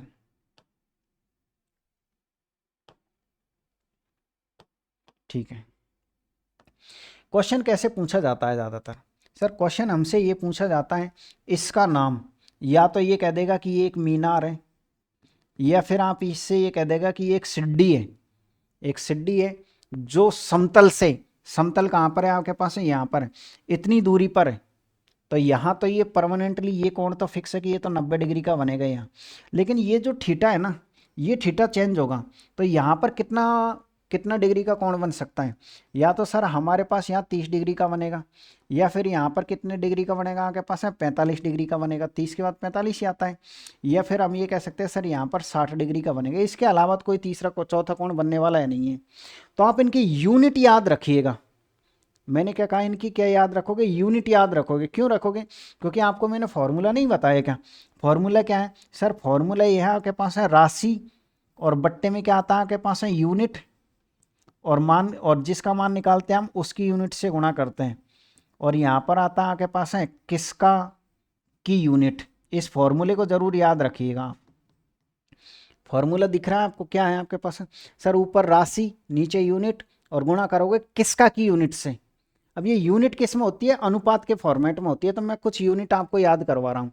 सर जो 30 डिग्री होती है ना, इसके लिए लंब की, आधार की और कर्ण की फिक्स यूनिट होती है। कैसे होती है? मैंने अभी क्या लिखाया था आपको? 132 लिखाया था, लिखाया था कि नहीं लिखाया था? इसके ऊपर अंडर रूट लगा दीजिए, अंडर रूट बाद में लगाना। यानी सर 30 डिग्री के लिए जो लंब है ना, LAKHN लखने लिखते हो ना, तो ऐसे LAK याद रखना। सर 30 डिग्री के लिए लंब की यूनिट एक होती है, परमानेंटली फिक्स होती है। और ये क्या है आपके पास है? लंब है, ये आधार है और ये कर्ण है। ठीक है, इसी तरीके से 45 डिग्री के लिए भी फिक्स होती है यूनिट, और कितनी होती है? 112। कितनी होती है आपके पास है? 100। कितनी होती है आपके पास है? 12, और 12 में यहाँ अंडर रूट लगेगा। इसकी कितनी होती है आपके पास है सर? 312। कितनी होती है आपके पास है? 312, और यहाँ अंडर रूट लगेगा। इनको रट्टा ही मारना अच्छी तरीके से ही। कैसे और क्यों मारना जरूरी है? देखिए अब क्वेश्चन से मैं आपको समझाने की कोशिश करता हूँ। समतल भूमि पर एक चट्टान के पाद से 300 मीटर दूर, यानी आप ये कह सकते हो ये समतल भूमि है, इसका ये पाद है, और यहाँ से 300 मीटर दूर हम ये मान लेते हैं कि ये दूरी कितनी है आपके पास है, सर ये दूरी हमारे पास है 300 मीटर है। क्लियर है आपके पास है, ठीक है। 300 मीटर दूर एक चट्टान की चोटी का उन्नयन कोण का मतलब ऊपर देखोगे आप वो 60 डिग्री है, तो चट्टान की ऊंचाई कितनी है, यानी कि ये जो आपको कोण दिखाई दे रहा है ये कितने डिग्री का है आपके पास है, सर ये हमारे पास है 60 डिग्री का है। और ये मीनार है, और इसकी हाइट आपसे पूछी है, इसकी क्या पूछी है आपसे, हाइट पूछी। ये हमारे पास क्वेश्चन, पहले तो ये बताओ कि 30 डिग्री के लिए वो 60 डिग्री का कोण बन रहा है, तो ये वाली यूनिट से क्वेश्चन सरल होगा। तो सबसे पहले आपको क्या लिखना है, राशि।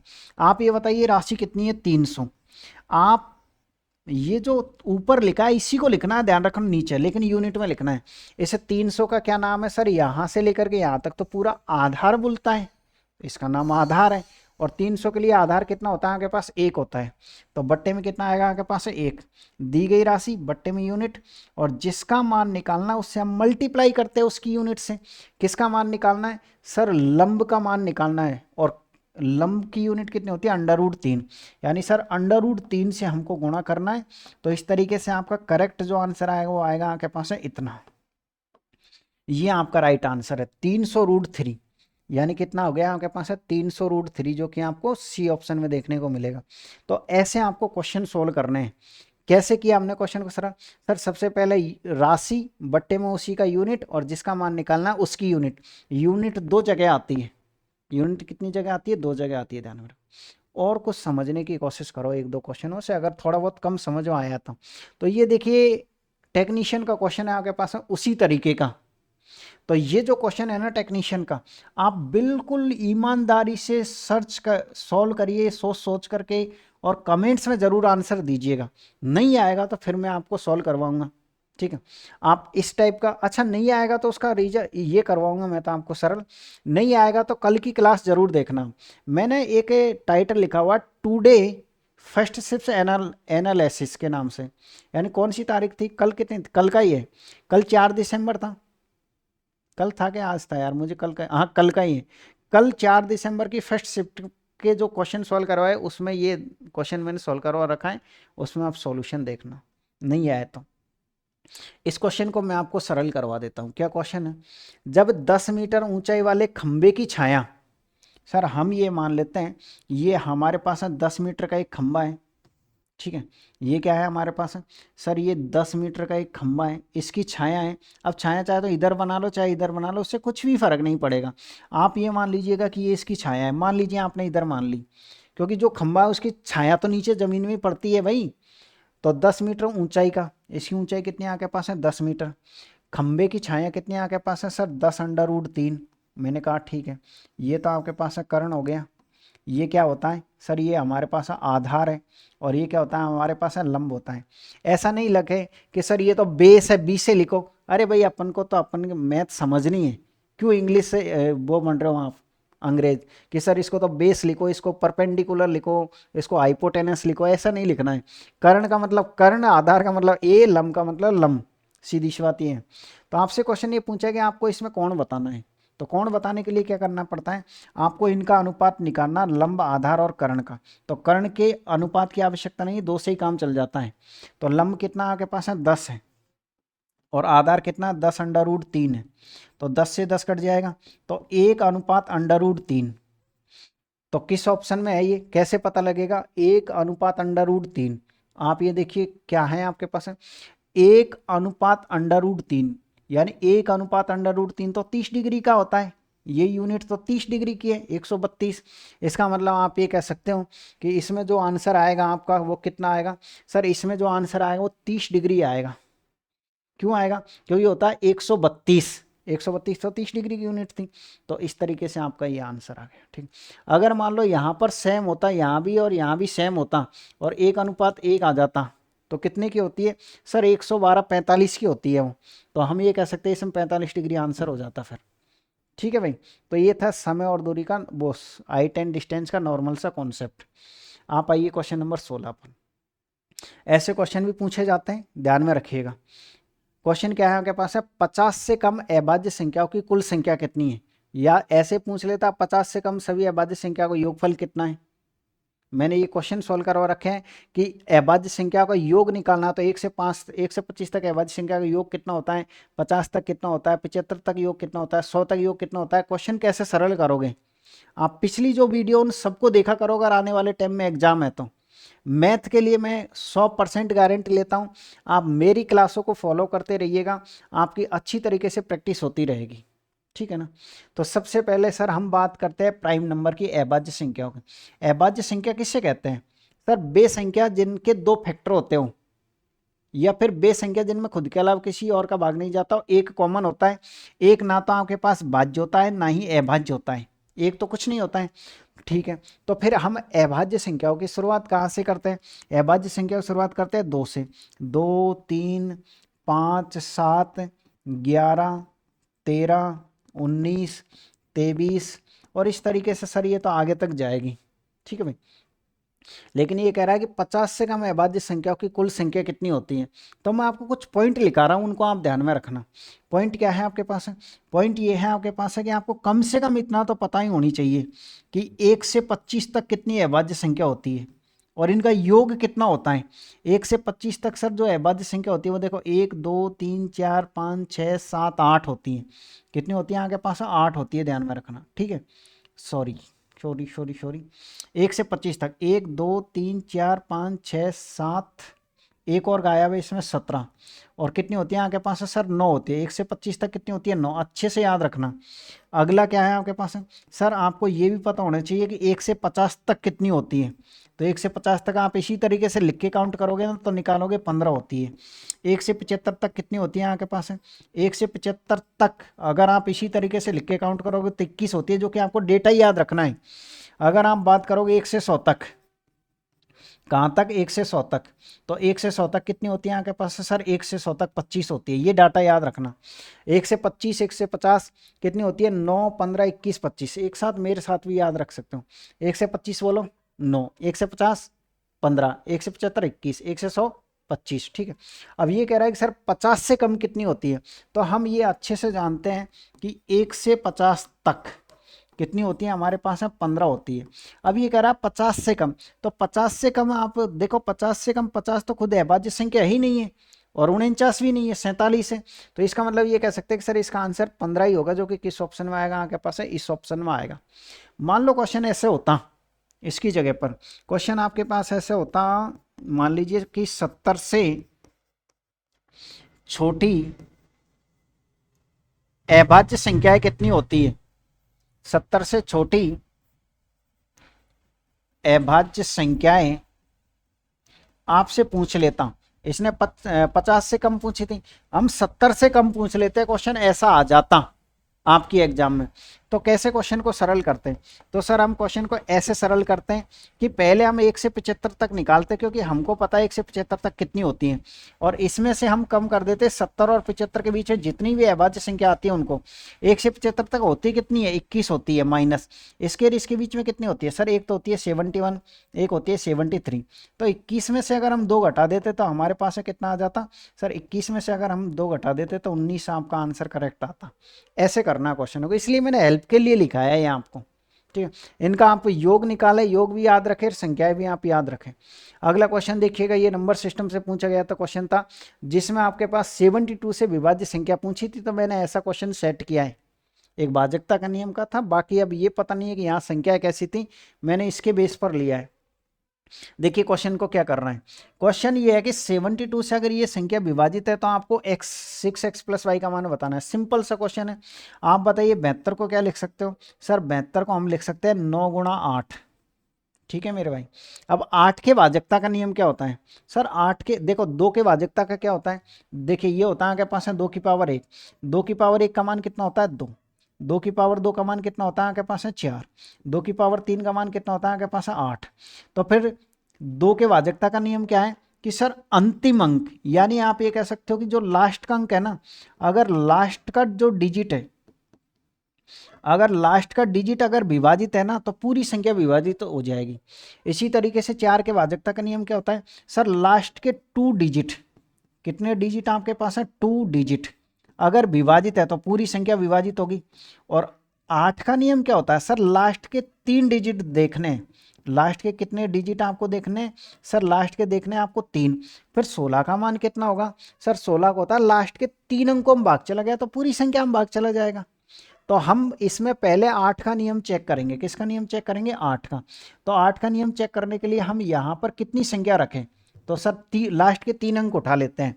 178 178 है ना आपके पास, तो 78 है। और ये कितना आपके पास है? सर ये हमारे पास है 22 है। मैंने कहा ठीक है, आप इसमें किसका भाग दोगे? 8 का। जैसे ही हम इसमें 8 का भाग देते हैं तो 8 का आप भाग दोगे तो कितनी बार जाएगा? सर ये 72। कितना कट जाएगा आपके पास? सर जैसे ही 72 घटाएंगे तो हमारे पास यहाँ 6 बचेगा। भाई 8 ना 72 होता है, तो 72 आपने इसमें से निकाल दिया, तो यहाँ पर कितना बचा हुआ है? सर शेषफल देखो, ऐसे करो आप इसको, ये कितना आपके पास है? इतना है। किसका भाग देना है आपको? 8 का। ये कितना आपके पास है? 72। कितना बचा आपके पास है? 6। यहाँ कितनी बार गया आपका कोई मतलब नहीं है, शेषफल से मतलब है। आप ये बताइए इस बाई की जगह पर यहाँ कितना लिखे कि 8 का पूरा पूरा भाग चल जाए? क्या हम 0 रख दें? क्या 60 में भाग जाता? नहीं जाता। 1 रख दे, 2 रख दे, 3 रख दे, नहीं सर 4 रख दो यहाँ। अगर हम बाई की जगह 4 रख दे देंगे 64 में 8 का भाग जाता है। इसका मतलब ये कन्फर्म है सर कि बाई का मान 4 आएगा। इस बाई का मान कितना आएगा आपके पास है? 4 आएगा। अब हम 9 के भाजकता का नियम चेक करेंगे। 9 के भाजकता का नियम क्या होता है? सर अगर अंकों में भाग चल जाएगा तो पूरी संख्या में भाग चल जाएगा। या तो अंकों को मिला करके भाग देना सीखो या सिंगल अंक में भाग देना सीखो। कैसे? जैसे सर अगर हम बात करें इस पूरी संख्या में, इस 9 में 9 का भाग चल जाएगा 9 वाले अंक में, तो इसको काट दो, संख्या छोटी हो जाएगी। अब दो दो अंकों को मिला के देखो, सर 6 और 3 9 होता है, 9 में भाग जाता है। अब संख्या और छोटी हो गई, ठीक है, और मिलाइए आप। सर ये हो जाएगा आपके पास है कितना? जोड़िए, 7 और 3 10, 10 और 8 18, 18 में भाग जाता, देखो संख्या और छोटी हो गई ना संख्या आपके पास। इसके अलावा और देखो क्या है सर, अगर हम अब कौन कौन से अंक बच रहे हैं? एक तो ये अंक बच रहा है, एक ये अंक बच रहा है, 8 और 4 12। अब 12 में तो 9 का भाग नहीं जाता, 12 में नहीं जाता, तो आप ये बताओ कि यहाँ पर कितना लिखे कि भाग चला जाए? सर कम से कम आपको 6 लिखना पड़ेगा, क्योंकि 12 और 6 18 होता है। 12 और 6 कितना होता है आपके पास? 18 होता है। इसका मतलब हम ये कह सकते हैं सर इसका मान 6 आएगा। कितना आएगा? 6 आएगा, तो मान रख दीजिए। यानी सर इसका मान अगर 6 आएगा तो ये हो जाएगा 6 × 6 36 और प्लस का निशान। इसका मान कितना था आपके पास? सर बाई का मान 4 था तो 28। आप दोनों का ऐड कर दीजिए, कितना हो जाएगा आपके पास? 64। किस में? इस ऑप्शन में। बस ऐसे करना है क्वेश्चन आंसर, ठीक है। अगले क्वेश्चन पर जाइएगा आप। ये रहा आपके पास है धारा और नाभ का क्वेश्चन, जो कि बहुत शानदार तरीके से मैं आपको समझाने वाला हूँ। क्वेश्चन कैसा आया था? धारा नाभ का एक क्वेश्चन ऐसा देखने को मिला था, लेकिन मैंने उसके बेस पर आपको एक और क्वेश्चन यहाँ लिखा हुआ है। मैं एक छोटा सा कॉन्सेप्ट आपको समझा रहा हूँ। मैंने कहा ना क्लास थोड़ी सी लंबी होगी, आप क्लास को ज़रूर पूरा देखिएगा, बहुत कुछ सीखने को मिलेगा आपको अगर आने वाले टाइम में एग्जाम है तो। देखिए सर, हम क्या करेंगे क्वेश्चन नंबर 18 के लिए, आप एक फॉर्मूला याद रखिए छोटा सा। कभी भी आपसे शांत और धारा में संबंध पूछ लिया जाए, शांत और धारा में, तो आप एक फॉर्मूला लगाओगे, और फॉर्मूला आपके पास है T2 + T1 और बट्टे में है आपके पास है T2 - T1। इस फॉर्मूले का आप यूज करोगे। इसको आप पहचान रहे हो, ये छोटा सम है, ये बड़ा सम। आप ये कहोगे सर ये शांत और ये धारा क्या चीज़ है? भाई कोचिंग वाले कितनी लंबी लाइन लिखा के और इस चैप्टर को बहुत डिफिकल्ट बना देते हैं। शांत का मतलब होता है शांत जल में नाव की चाल या स्थिर जल में नाव की चाल। तो इतना क्यों लिखोगे? आप तो सीधा से एक शब्द उठा लो, शांत, पीछे की पूरी लाइन को हटा दो।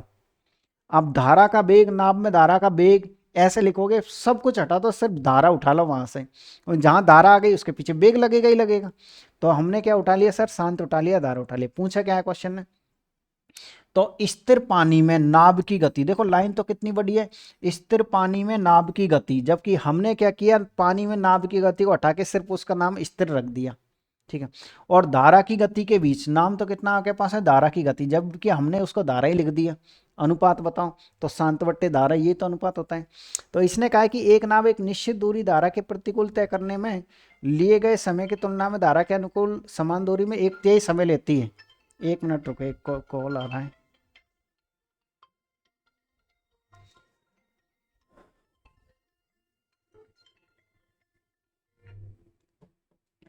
कितना समय लेती है आपके पास है? सर ये समय लेती है 1/3।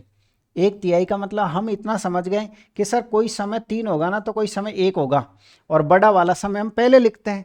तो हम ये कह सकते हैं सर ऊपर आएगा 3 + 1, और बट्टे में आएगा आपके पास है 3 माइनस 1, तो ऊपर कितना हो गया आपके पास है 4, बट्टे में कितना हो गया 2, तो 4 से 2 बार, 4 से 1 बार, तो इसको हम क्या लिख सकते हैं 4:1 किस वो सॉरी 2:1 किस ऑप्शन में, इस ऑप्शन में।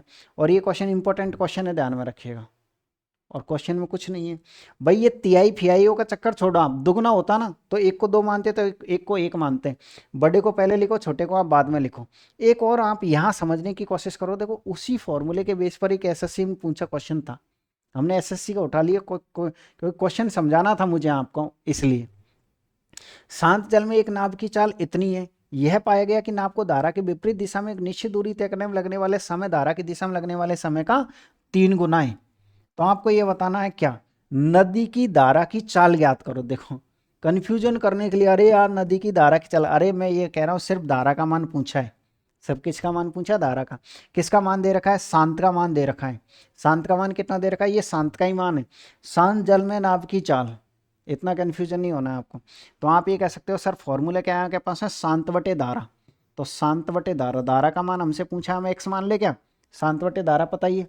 और शांत का मान कितना है सर, शांत का मान है 15 और 1 16, 16/3, और 3 कहाँ आएगा आपके पास है, यहाँ आएगा, बराबर का निशान T2 + T1।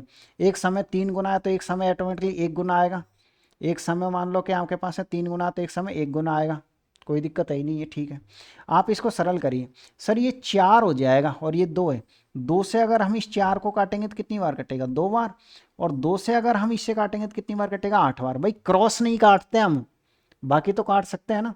तो फिर हमारे पास है सर 3x = 8, तो x का मान कितना आएगा हमारे पास है सर, x का मान आएगा 8, क्योंकि 3 अब चल जाएगा बट्टे में। ये आंसर आपका किलोमीटर प्रति घंटे में है, जबकि आंसर किस में चाहिए आपको, आपको आंसर चाहिए मीटर प्रति सेकंड में। आपको आंसर किस में चाहिए, आपको आंसर चाहिए मीटर प्रति सेकंड में, इस बात को ध्यान रखिए। अब बताओ देखा नहीं, मीटर प्रति सेकंड में बदलने के लिए किससे गुणा करते हैं सर, इसमें गुणा करते हैं हम 5/18 से, ठीक है। काटा पीटी कर लीजिएगा, कितनी बार कटेगा आपके पास है, 4 बार। कितनी बार कटेगा आपके पास है, 9 बार। और कुछ नहीं कट रहा है, कोई बात नहीं, रहने दीजिए। और कुछ कट रहा हो तो काटने की कोशिश कर लीजिएगा। किससे, अच्छा मीटर प्रति सेकंड में, और आया कितना था, 2 से काट दिए 4 बार, 8/3। हमने इसको काट लिया किससे, 2 से काटा तो ये 8 बार कट गया, और ये कितनी बार कटेगा आपके पास है, 9 बार। तो 20/27 कितना हो जाएगा आपके पास है, 20/27। किस में आंसर आ रहा है आपके पास है, मीटर प्रति सेकंड में। है किसी ऑप्शन में, बिल्कुल सर ये रहा। तो ऐसे क्वेश्चन करना है आपको सर। धारा नाप के क्वेश्चन भी मैंने आपको 2 समझा दिए हैं, उम्मीद कर रहा हूँ कि आप क्वेश्चनों को गलत नहीं करोगे। ये जो क्वेश्चन नंबर 21 दिखाई दे रहा है, ये शुरू से लेकर अब तक भी पूछा ही जा रहा है, शुरू से लेकर अब तक, जिस दिन से एग्जाम स्टार्ट हुआ उस दिन से, और मैं आपको उसी दिन से समझा रहा हूँ, और फिर भी गलत करके आओगे तो फिर मैं आपकी अच्छी खासी पिटाई करने वाला हूँ। 1/3 का कितना प्रतिशत 2/3 है। मैंने एक फॉर्मूला बता रखा है आपको कि कौन बटे किसका, कौन बटे किसका और इंटू 100, इस फॉर्मूले का आप यूज करोगे। मतलब क्या है कि सर ये तो कन्फर्म है कि दोनों संख्याओं में तुलना हो रही है, लेकिन आपको दिक्कत ये आती है कि बट्टे में कौन सी संख्या आएगी। तो इसके लिए मैंने ये फॉर्मूला बनाया है कि कौन बटे किसका इंटू 100। इस फॉर्मूले से क्या होता है, इस फॉर्मूले का अर्थ ये है कि जिस संख्या के पीछे का लिखा हुआ है वो हर में आएगी। जैसे आप ये देखो, इस संख्या में, इन संख्या में पहली संख्या के पीछे का लिखा हुआ है, तो इसका मतलब ये है कि सर ये संख्या है ना हमारे पास में हर में आएगी, और दूसरी संख्या किस में जाएगी आपके पास में, इसमें जाएगी अंश में। ये होता है इसका मतलब, कन्फ्यूजन दूर होता है। और गुणा किससे करना है, 100 से परसेंटेज बनाने के लिए। तो ये लीजिएगा परसेंटेज। वैसे तो रूल ये है कि इसके हर से इसका हर काट सकते हैं, तो हमारा आंसर कितना आएगा, 200%। फिर भी अगर आपको कोई दिक्कत आती है तो इनका रूल ये होता है, जैसे कोई ये आ जाता है ना, A/B C/D, ऐसी कोई इक्वेशन, तो हम ये करते हैं बाह्य पदों का गुणनफल जिसको ऊपर लिखते हैं A/D, और बट्टे में आंतरिक पदों का गुणनफल जिसको नीचे लिखते हैं, इसका भी यूज करके आप इसे सरल कर सकते हो। देखो बाह्य पदों का गुणनफल कितना हो जाएगा आपके पास है, 2 × 3, आंतरिक पदों का 3 × 1, और गुणा किससे करोगे, 100 से। 3 से 3 कटेगा, 200 फिर भी आ जाएगा आपके पास, ठीक है। अगला क्वेश्चन फिर से लीजिएगा। ये क्वेश्चन भी मैं आपको सॉल्व करवा रखा हूँ, और मैंने आपसे ये भी कहा है कि ऐसा क्वेश्चन जरूर पूछा जा रहा है। क्या है सर, कुछ नहीं करना, ये पूरी लाइन ऐसे क्वेश्चन में कभी मत पढ़ो। आप ये देखो आपको क्या दिखा हुआ है, 40% अधिक दे रखा है, परसेंटेज के पीछे अधिक दे रखा है ना, तो कन्फर्म है कि इसमें ये कम ही पूछेगा। यानी कि ये क्वेश्चन का एक पैटर्न होता है परसेंटेज में। मोहन की आय श्याम की आय से 40% अधिक है, कितनी अधिक है, 40% अधिक है। तो श्याम क्या है, मोहन क्या है, से कितना परसेंट कम है। तो सर हम कैसे करेंगे इसको, फ्रैक्शन वाले तरीके से करो, रेशियो वाले मेथड से। आपका पहला काम ये है कि आप इसकी भिन्न बनाओ। तो 40% की भिन्न, देखो प्लस का निशान क्यों लिखा, क्योंकि अधिक है। 40% की भिन्न क्या हम 2/5 लिख सकते हैं, 40/100 कर लो और फिर 20 से काट लो। ठीक है, अगर ये आपका प्लस में है ना, तो आंसर किस में आएगा, आपका माइनस में आएगा। ऊपर जो भी लिखा हुआ है उसको एज इट इज ऐसे कैसे ही लिखना है, कोई चेंज नहीं करना किसी क्वेश्चन में। और फिर बट्टे में क्या लिखोगे, सर बट्टे में देखिए प्लस का निशान है तो 5 में वृद्धि हो रही है, 2 की तो 7 लिख दो, बस यही आपका आंसर है। परसेंटेज बनाने के लिए किससे गुणा कर दोगे, 100 से। किससे गुणा कर दोगे, 100 से। तो 1/7 का मतलब कितना होता है सर, 14 सही। तो 2/7 का मतलब 28 सही कुछ होगा। तो आप ये कह सकते हो 28 सही 4/7 सी ऑप्शन में, आराम से भाग दे लीजिएगा। तो आप ये कह सकते हो 200 में, वैसे आपको पता होना चाहिए 1/7 का मतलब कितना होता है सर, 14 सही 2/7 होता है। अगर हम इसको 2 से गुणा कर देते तो 2/7 हो जाता है। तो 2 से गुणा यहाँ भी करेंगे तो 28, और यहाँ भी करेंगे तो 4 और 7, तो इस तरीके से 28 सही 4/7 आएगा। अगर ये क्वेश्चन आपको थोड़ा बहुत भी समझ में आया था वो, तो क्वेश्चन नंबर जो 23 है ना, ये आपका होमवर्क है। मैं सभी के आंसर कमेंट्स में चेक करूंगा, क्योंकि मेहनत मेरी सफलता आपकी है। तो आप कमेंट्स में ज़रूर आंसर दीजिए। कोई दिक्कत आती है तो ये कहना सर अब कल जो क्लास होगी कि सर उस क्लास का क्वेश्चन नंबर 23 हम पे नहीं आया था, आप समझाओ, कमेंट्स में लिखना। मैं पहले इन्हीं को समझाऊंगा, उसके बाद मैं नए एक्सपेक्टेड क्वेश्चन आपको सॉल्व करवाऊंगा।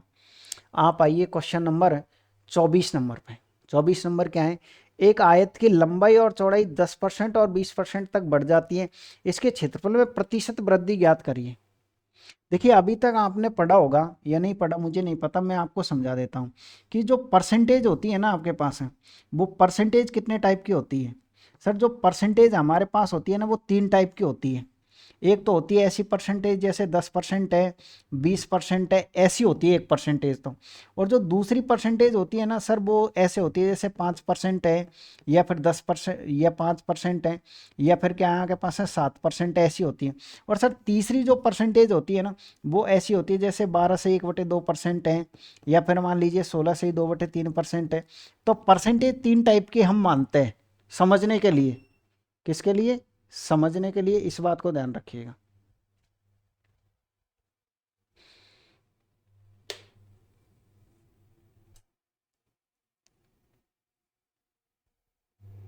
तो परसेंटेज कितनी टाइप की मानते हैं सर, हम 3 टाइप की मानते हैं। तो ये जो पहली अगर ऐसी कोई परसेंटेज आती है ना, तो आपको क्या करना है सर, हमको ऐसी परसेंटेज में 100 वाला मेथड लगाना होता है। क्या होता है 100 वाला, मैं आपको समझाऊंगा, ठीक है।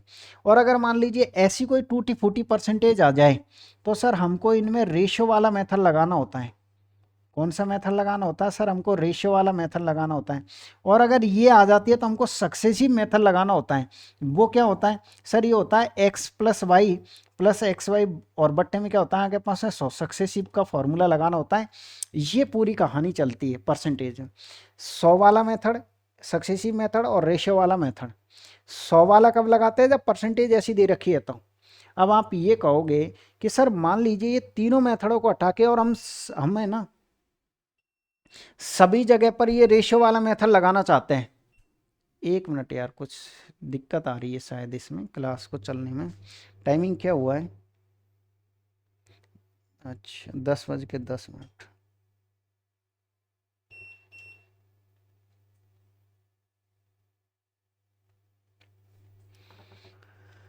ठीक है, अगर आपके दिमाग में ये चल रहा है कि सर आप ये बताइए इन सबको हटा के क्या सब जगह हम रेशियो वाला नहीं लगा सकते हैं क्या, तो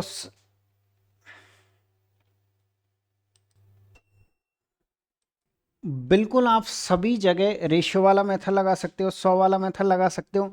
लेकिन उससे क्वेश्चन क्या है आपका डिफिकल्ट हो जाएगा। कुछ क्वेश्चन ऐसे होते हैं जिनमें रेशियो वाले से स्पीड बनती है, और कुछ क्वेश्चन ऐसे होते हैं जिनमें आपके पास 100 वाले से स्पीड बनती है। ठीक है, तो हम क्या करेंगे सर, इसमें 100 वाला मेथड लगाएंगे। 100 वाला मेथड क्या होता है, देखिए बिल्कुल इजी होता है। एक आयत की लंबाई और चौड़ाई को 10% बढ़ा दिया जाए।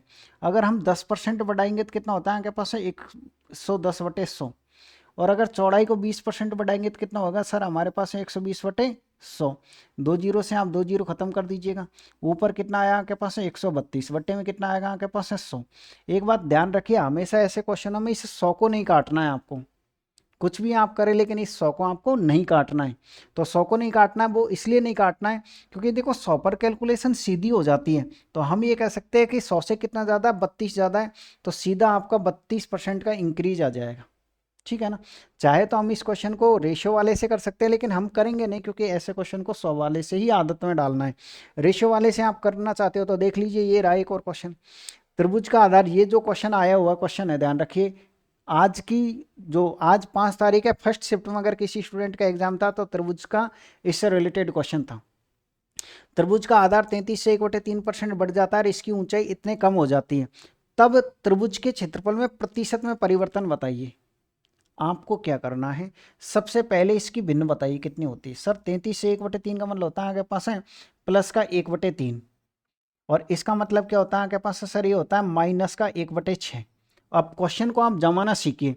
कैसे जमाना सीखोगे, त्रिभुज का आधार, यानी सर जो त्रिभुज का आधार पहले 3 था ना, वह बढ़ करके कितना हो गया 4। कैसे बढ़ा, प्लस का निशान है। जो त्रिभुज का आधार पहले 6 था, वह घटकर कितना रह गया सर, वह घट करके रह गया हमारे पास है 5। काट दीजिए। पहले आप 2 से काटिए 3 बार, और 2 से काटिए कितनी बार, 2 बार। ये हमारे पास 9 हो जाएगा, ये 10 हो जाएगा। देखिए पहले आधार इतना था, अब इतना हो गया, कितनी की वृद्धि हो गई यहाँ के पास है, तो आप ये कहोगे सर 1 की वृद्धि हो गई। क्वेश्चन ये चाहता है इसे परसेंटेज में बताओ, तो 1/9, और गुणा किससे करोगे परसेंटेज के लिए, 100 से। तो कितना आंसर आएगा आपके पास है 11 से 1/9%, जो कि इसमें। क्लियर है, ऐसे क्वेश्चन करना है आपको। अगर कोई क्वेश्चन ऐसा आ जाता है जनसंख्या से रिलेटेड क्वेश्चन जो कि देखने को मिल रहे हैं, तो आपको क्या करना है, सर एक शहर की जनसंख्या इतनी है, यदि प्रतिवर्ष 10% की दर से बढ़ती है तो 2 साल बाद जनसंख्या कितनी होगी। आप चाहे तो 10% लिखा हुआ है, रेशियो वाले से कर लो तुरंत हो जाएगा, वो 100 वाले से कर लो तुरंत हो जाएगा, रेशियो वाले से भी हो जाएगा। लेकिन ऐसे क्वेश्चन को मैंने क्या कहा, 100 वाले मेथड से करना है। 100 वाला मेथड क्या होता है, सर एक शहर की जनसंख्या कितनी आपके पास है 25,000, 10% की वृद्धि है तो 110/100, और 2 साल है तो कितनी बार लिखोगे आप, 2 साल। कितनी बार लिखोगे, 2 बार। तो आप ये कह सकते हो सर एक तरीके से ये 4 जीरो है ना, तो ये आपके पास है 4 जीरो को खत्म कर देगी। बचा कितना आपके पास है 250, और गुणा का निशान, ये कितना आपके पास है 121। देखो सीधे ही आंसर आ जाएगा। तो आप ये कह सकते हो जीरो आएगा आपके पास में 25 से कम 25, 2 जीरो और 3। किस ऑप्शन में आपके पास है, ए ऑप्शन राइट आंसर है। ठीक। अब ये क्वेश्चन क्या पूछना चाह रहा था, 2 साल बाद शहर की आबादी। अब ऐसे क्वेश्चन भी 2 बनते हैं। इसने तो क्या क्या पूछा था, सर इसने पूछा था आपसे 2 साल बाद।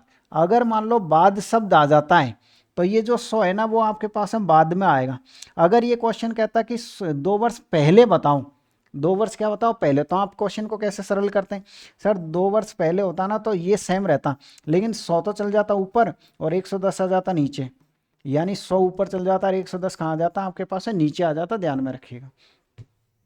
अगर पूर्व है तो 100 पूर्व में चल जाएगा, बाद है तो बाद में आ जाएगा। आप कहोगे कि सर रेशियो वाले मेथड से समझाओ, ऐसे पल्ले नहीं पड़ा, तो मैं आपको इस क्वेश्चन को रेशियो वाले मेथड से समझा देता हूँ। ये रहा आपके पास है क्वेश्चन, ये भी क्वेश्चन है, नॉर्मल है, इजी क्वेश्चन है, अच्छा क्वेश्चन है। एक कस्बे की जनसंख्या 15,000 है, यदि ये प्रथम वर्ष में 12.5% और दूसरे में 11 से 1/9%, तीसरे में 20% बढ़ जाती है। आप ये बताइए 12.5% की भिन्न कितनी होती है, सर प्लस का 1/8। इनको जरूर याद करें। इसका मतलब कितना होता है, प्लस का 1/9। इसका मतलब कितना होता है आपके पास है, प्लस का 1/5। ठीक है भाई।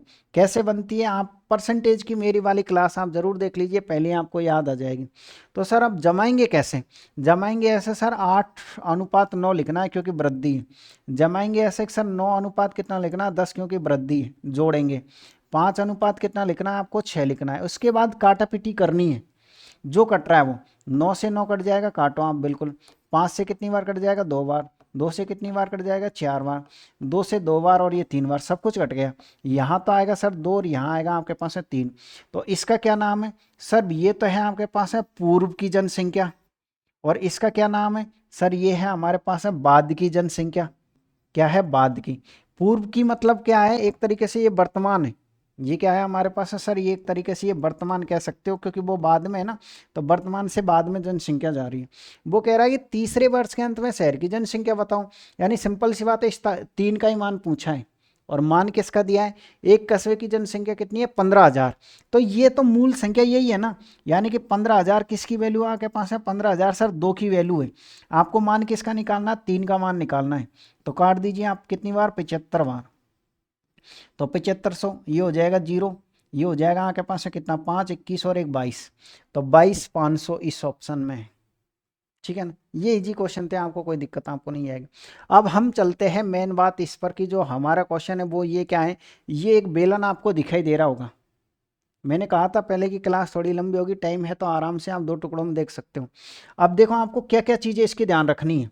सर सबसे पहले तो आपको जो याद रखना है ना इसमें, वो क्या याद रखना है सर, बेलन का वक्र पृष्ठ का क्षेत्रफल, वक्र पृष्ठीय क्षेत्रफल। वक्र पृष्ठीय क्षेत्रफल का मतलब क्या होता है सर, वक्र पृष्ठीय क्षेत्रफल का मतलब होता है ये पेन है ना, तो ये वाला राउंड। तो मैं एक लाइन आपको बता देता हूं कि क्षेत्रफल का अर्थ क्या होता है सर, जो एरिया है ना क्षेत्रफल, उस एरिया का अर्थ होता है आपके पास है जो एरिया होता है, एरिया का अर्थ होता है सर 2 भुजाओं का गुणा।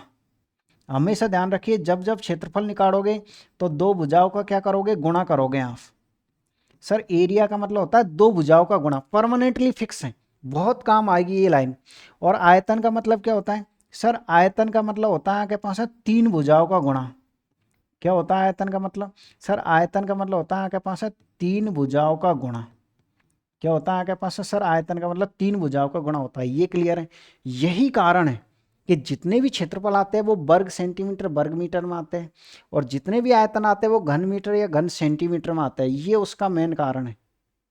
ठीक है ना, तो सर अगर एरिया का मतलब 2 भुजाओं का गुणनफल होता है, तो ये बताइए इस वक्र पृष्ठ का क्षेत्रफल कैसे निकालोगे। ये वक्र पृष्ठ मुझे 2 लाइनों में बताओ आप। सर देखो ये वक्र पृष्ठ है, तो देखो एक तो हो गया राउंड, राउंड का मतलब क्या हो गया, एक तो परिधि और एक ऊंचाई। तो सर इसका जो वक्र पृष्ठ का क्षेत्रफल होता है ना, वो होता है आपके पास है परिधि और इनटू क्या हो जाएगा आपके पास है ऊंचाई, बस वक्र पृष्ठ आ गया। अब परिधि किसकी, परिधि आ रही, ये वृत्त नहीं दिख रहा है आपको, ये गोल गोल वृत्त नहीं दिख रहा है, और वृत्त की परिधि तो आप सब जानते होंगे 2πr होती है। यानी सर हम ये कह सकते हैं जो वृत्त की जो परिधि होती है वो क्या होती है, हमारे पास है 2πr और a चाहिए, तो बस एक काम तो हो गया आपका। यानी हम कह सकते हैं सर वक्र पृष्ठीय क्षेत्रफल हो गया 2πr/h। परिधि, वृत्त की परिधि हर कोई स्टूडेंट जानता है 2πr, वृत्त का क्षेत्रफल πr², यानी हम ये कह सकते हैं कि वृत्त की परिधि क्या होती है आपके पास है सर, ये है ना आपके पास है वृत्त, अगर आपको इसकी परिधि निकालनी है तो परिधि होती है आपके पास है 2πr, और यही वृत्त है सेम आपके पास है। अगर इसी का आपको क्या निकालना है एरिया, तो एरिया क्या होता है आपके पास है सर πr²। कौन नहीं जानता, सब जानता है, हर कोई स्टूडेंट जानता है 2πr परिधि होती है। अच्छा दिख रहा है कि नहीं दिख रहा है, देखिए परिधि क्या होती है सर, ये होती है आपके पास है 2πr, और एरिया क्या होता है आपके पास है πr² होता है। किस चीज़ का होता है, ये आपके पास है वृत्त का होता है। तो मेरे साथ आप रट्टा मारिए, वक्र पृष्ठीय क्षेत्रफल क्या होता है 2πr/h। आज थोड़ी सी दिक्कत इसलिए आ रही है क्योंकि यार लाइट नहीं आ रही है, तो थोड़ा इन्वर्टर भी चाँ चूँ बोल रहा है, और मुझे लेनी थी थोड़ी लंबी क्लास। देखिएगा, यानी सर वक्र पृष्ठीय क्षेत्रफल हमने निकाल लिया 2πr/h होता है। तो एरिया का मतलब क्या होता है, 2 भुजाओं को गुणा करो, और आयतन का मतलब कितना होता है, 3 भुजाओं को गुणा करो। वृत्त का क्षेत्रफल क्या होता है πr², वृत्त की परिधि क्या होती है आपके पास है 2πr होती है। ठीक है, अब एक तो निकलता है इसमें वक्र पृष्ठीय क्षेत्रफल, और दूसरा जो पॉइंट आपको याद रखना है, ये क्या चीज़ है आपके पास है, ये बेलन है। दूसरा क्या याद रखना है आपको सर, इसमें आपको याद रखना है संपूर्ण पृष्ठीय क्षेत्रफल, संपूर्ण पृष्ठीय क्षेत्रफल। संपूर्ण पृष्ठीय क्षेत्रफल किसे बोलते हैं भाई सर, संपूर्ण पृष्ठीय जो क्षेत्रफल हम बोलते हैं ना, उसमें ये तो आएगा ही आएगा, 2πr/s तो आएगा ही आएगा, प्लस का निशान। इसमें है ना सर संपूर्ण में, देखो ये वाला भाग तो पहले ही आ चुका था हमारे पास, लेकिन ये वाला हिस्सा नीचे वाला और ऊपर वाला हिस्सा नहीं आया, और नीचे वाला हिस्सा और ऊपर वाला हिस्सा क्या है, वृत्त है, और वृत्त का एरिया क्या होता है, वहाँ देखो क्या लिखा हुआ है πr² लिखा हुआ है। तो πr² ऊपर का, πr² नीचे का, अगर हम इसमें ऊपर नीचे का हिस्सा जोड़ देते हैं तो हम ये कह सकते हैं सर हमारे पास है πr क्या होता है आपके पास है 2πr²। किसी को कोई दिक्कत नहीं है। अब हम क्या करेंगे, इसमें से कुछ कॉमन लेंगे सर, 2πr कॉमन लेंगे तो h+r, तो आप रट्टा मारिए अच्छी तरीके से इसको कि संपूर्ण पृष्ठ क्या होता है आपके पास है 2πr h+r, 3-4 बार और लिख लीजिएगा, और इनको जरूर आप याद करिएगा। इसी तरीके से इसको याद करो। अब लास्ट पॉइंट इसमें आ रहा है आपके पास है, और वो आ रहा है आपके पास है आयतन। आयतन में ध्यान रखिए 3 भुजा आएगी, अब इसका आयतन निकालना, तीन भुजा कैसे निकाले सर? तीन भुजा निकालने का ये तरीका है कि क्या तरीका हो सकता है कि इसमें तीन भुजा आया आपके पास? सर तीन भुजा तो एक ही तरीके से आ सकती है। कैसे आ सकती है? एक तो ये ले लो आधार, आधार का क्षेत्रफल और इसको गुणा कर दो ऊंचाई से, यानी सर आयतन आता है आपके पास है आधार का क्षेत्रफल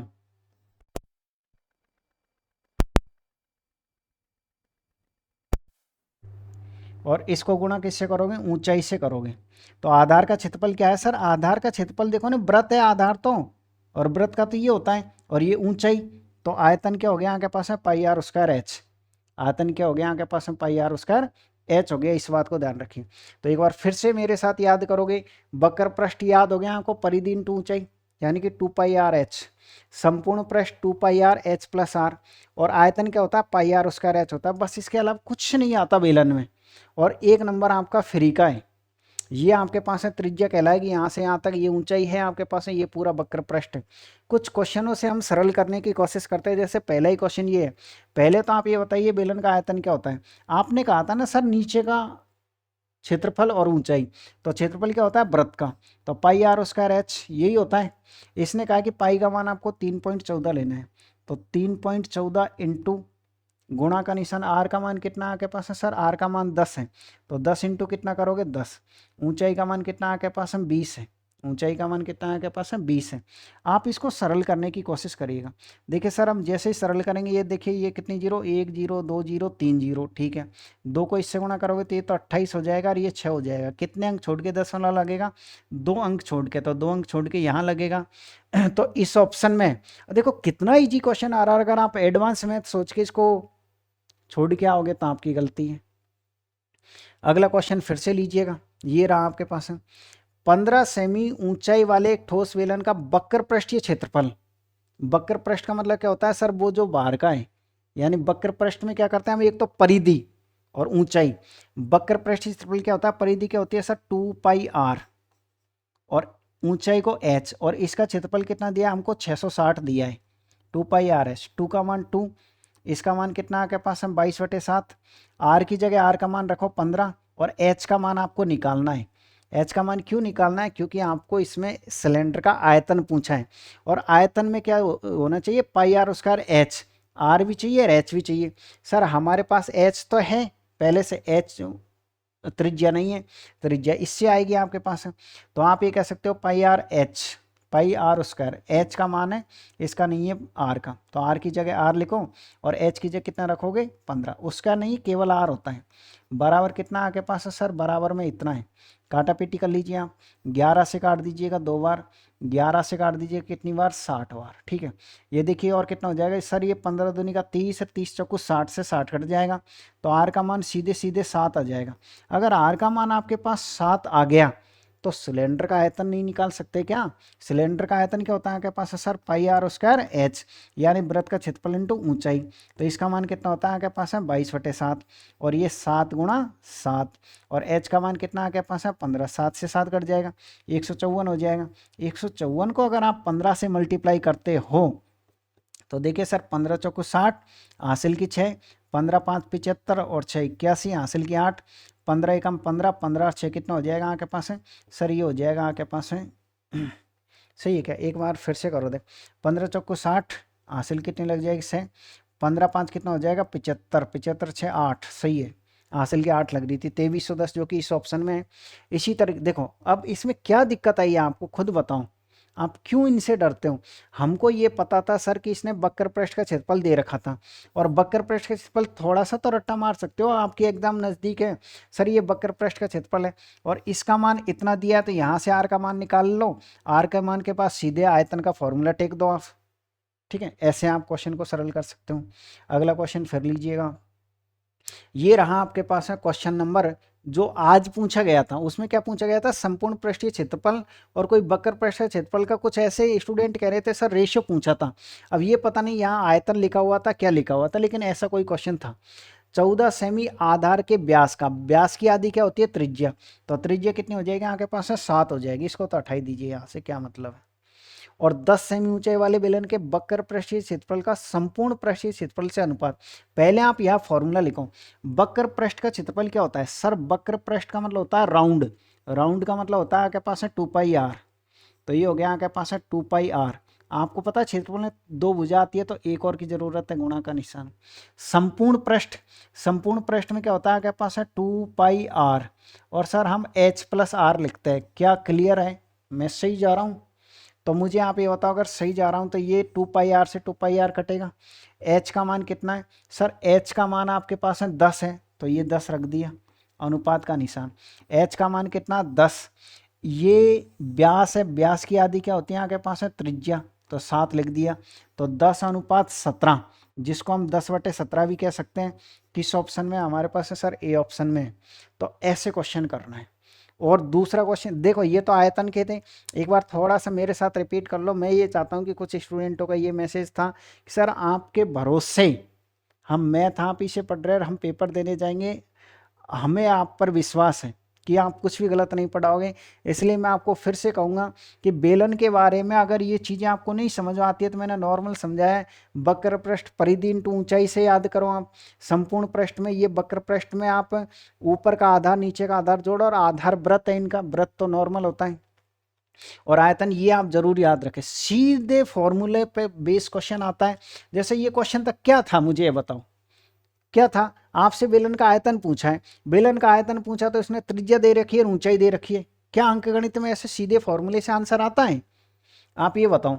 ये जो क्वेश्चन था, 15 सेमी ऊंचाई वाले एक ठोस बेलन का वक्र पृष्ठ का क्षेत्रफल इतना था। हम अच्छे से जानते हैं कि सर इस क्षेत्रफल के अंदर 2 चीजें होती हैं, एक ऊंचाई होती है और एक त्रिज्या होती है।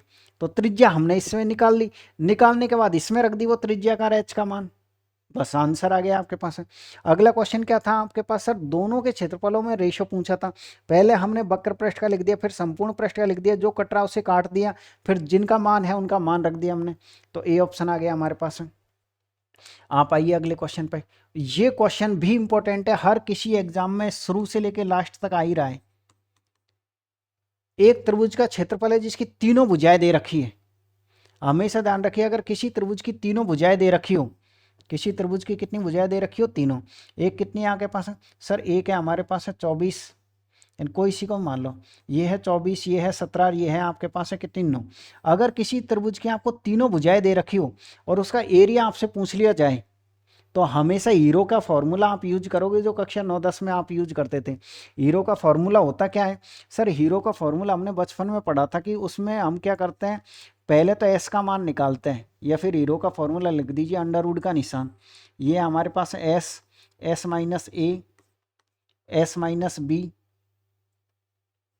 एस माइनस बी, और क्या है हमारे पास सर? S minus C. ये हीरो का फॉर्मूला होता है। एस क्या होता है आपके पास? एस होता है सर ए बी सी, और बट्टे में 2 होता है। गलती से वो कैपिटल अक्षर ले लिया है, इसको स्मॉल ही लीजिए यार आप। हीरो का फॉर्मूला होता है sir S, S minus A, S minus B और एस माइनस सी। क्या बात है, कैपिटल लिखा हूँ आ रहा है। चलो अब मिटाएंगे भी नहीं, हम कैपिटल ही लिखेंगे। सर ए बी सी का मतलब है पहली भुजा। पहली भुजा कितनी आपके पास है? 24।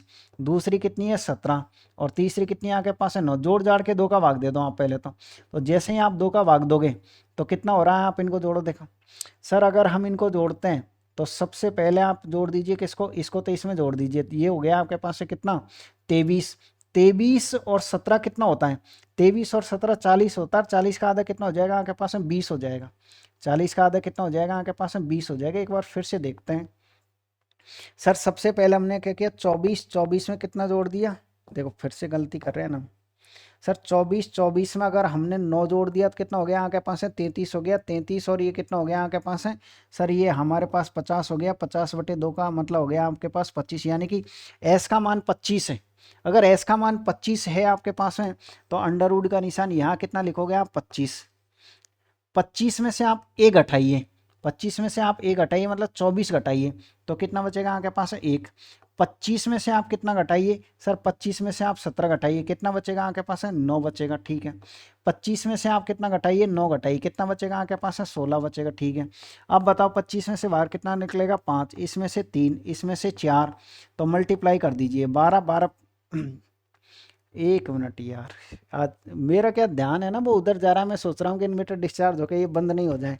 एक बार फिर से हम क्वेश्चन को सरल करते हैं।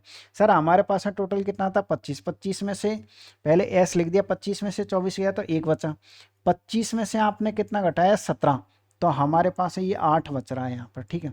25 में से आपने कितना घटाया 9, तो 25 में से 9 घटाया तो आपके पास कितना बच रहा है 16, ठीक है। इसमें से वार कितना आएगा 5, इसमें से वार कितना आएगा आपके पास है 4, अभी भी क्या बचा हुआ है सर ये है, इसको हम 4 इंटू 2 लिख सकते हैं, तो 4 में से वार कितना आएगा 2, और अंडर रूट का कितना लग जाएगा आपके पास है 2, तो ये हो जाएगा 20 और 20 का डबल हो जाएगा 40, तो 40 रूट 2 किस ऑप्शन में आपके पास है, इस ऑप्शन में। ये बात ध्यान रखें। ये कैसे आया, इसमें से ये आ गया बार, इसमें से आपके पास ये आ गया बार। 8 को हम क्या लिख सकते हैं सर, 8 को हम 4 गुणा 2 लिख सकते हैं, तो 4 में से प्रॉपर 2 बार आ जाएगा ये, तो इस तरीके से फाइनल आंसर आपका ये आएगा। क्लियर है आपके पास। एक लास्ट क्वेश्चन और कर लीजिएगा, बस लास्ट ही क्वेश्चन है, इसके बाद कोई दिक्कत हमको नहीं आएगी। भाई मेरा ध्यान उधर इसलिए जा रहा है कि अभी जो रिकॉर्डिंग करी है ना 1.5 घंटे की, अगर गलती से ये शट डाउन हो गया क्योंकि 2 बार लॉ बोल चुका है, तो ये पूरा डेटा एक्सपायर हो जाएगा। चलिए हम कोशिश करते हैं लास्ट का क्वेश्चन करने की, क्योंकि अभी बत्ती नहीं जली है। सर इसका हमसे बहुलक तथा माध्यिका का मान पूछा है, तो मैं आपसे कहूँगा आज भी माध्यिका का क्वेश्चन आया था, लेकिन आज जो माध्यिका का क्वेश्चन आया था ना वो सारणी के बेस पे आया था, तो कल की क्लास आप जरूर देखना, कल मैं आपको सारणी के बेस पर ही क्वेश्चन सॉल्व करवाऊंगा। आज वो क्वेश्चन टाइप होने में टाइम लगा इसलिए नहीं रखा मैंने, इसलिए मैंने आपको यही क्वेश्चन रख दिया है।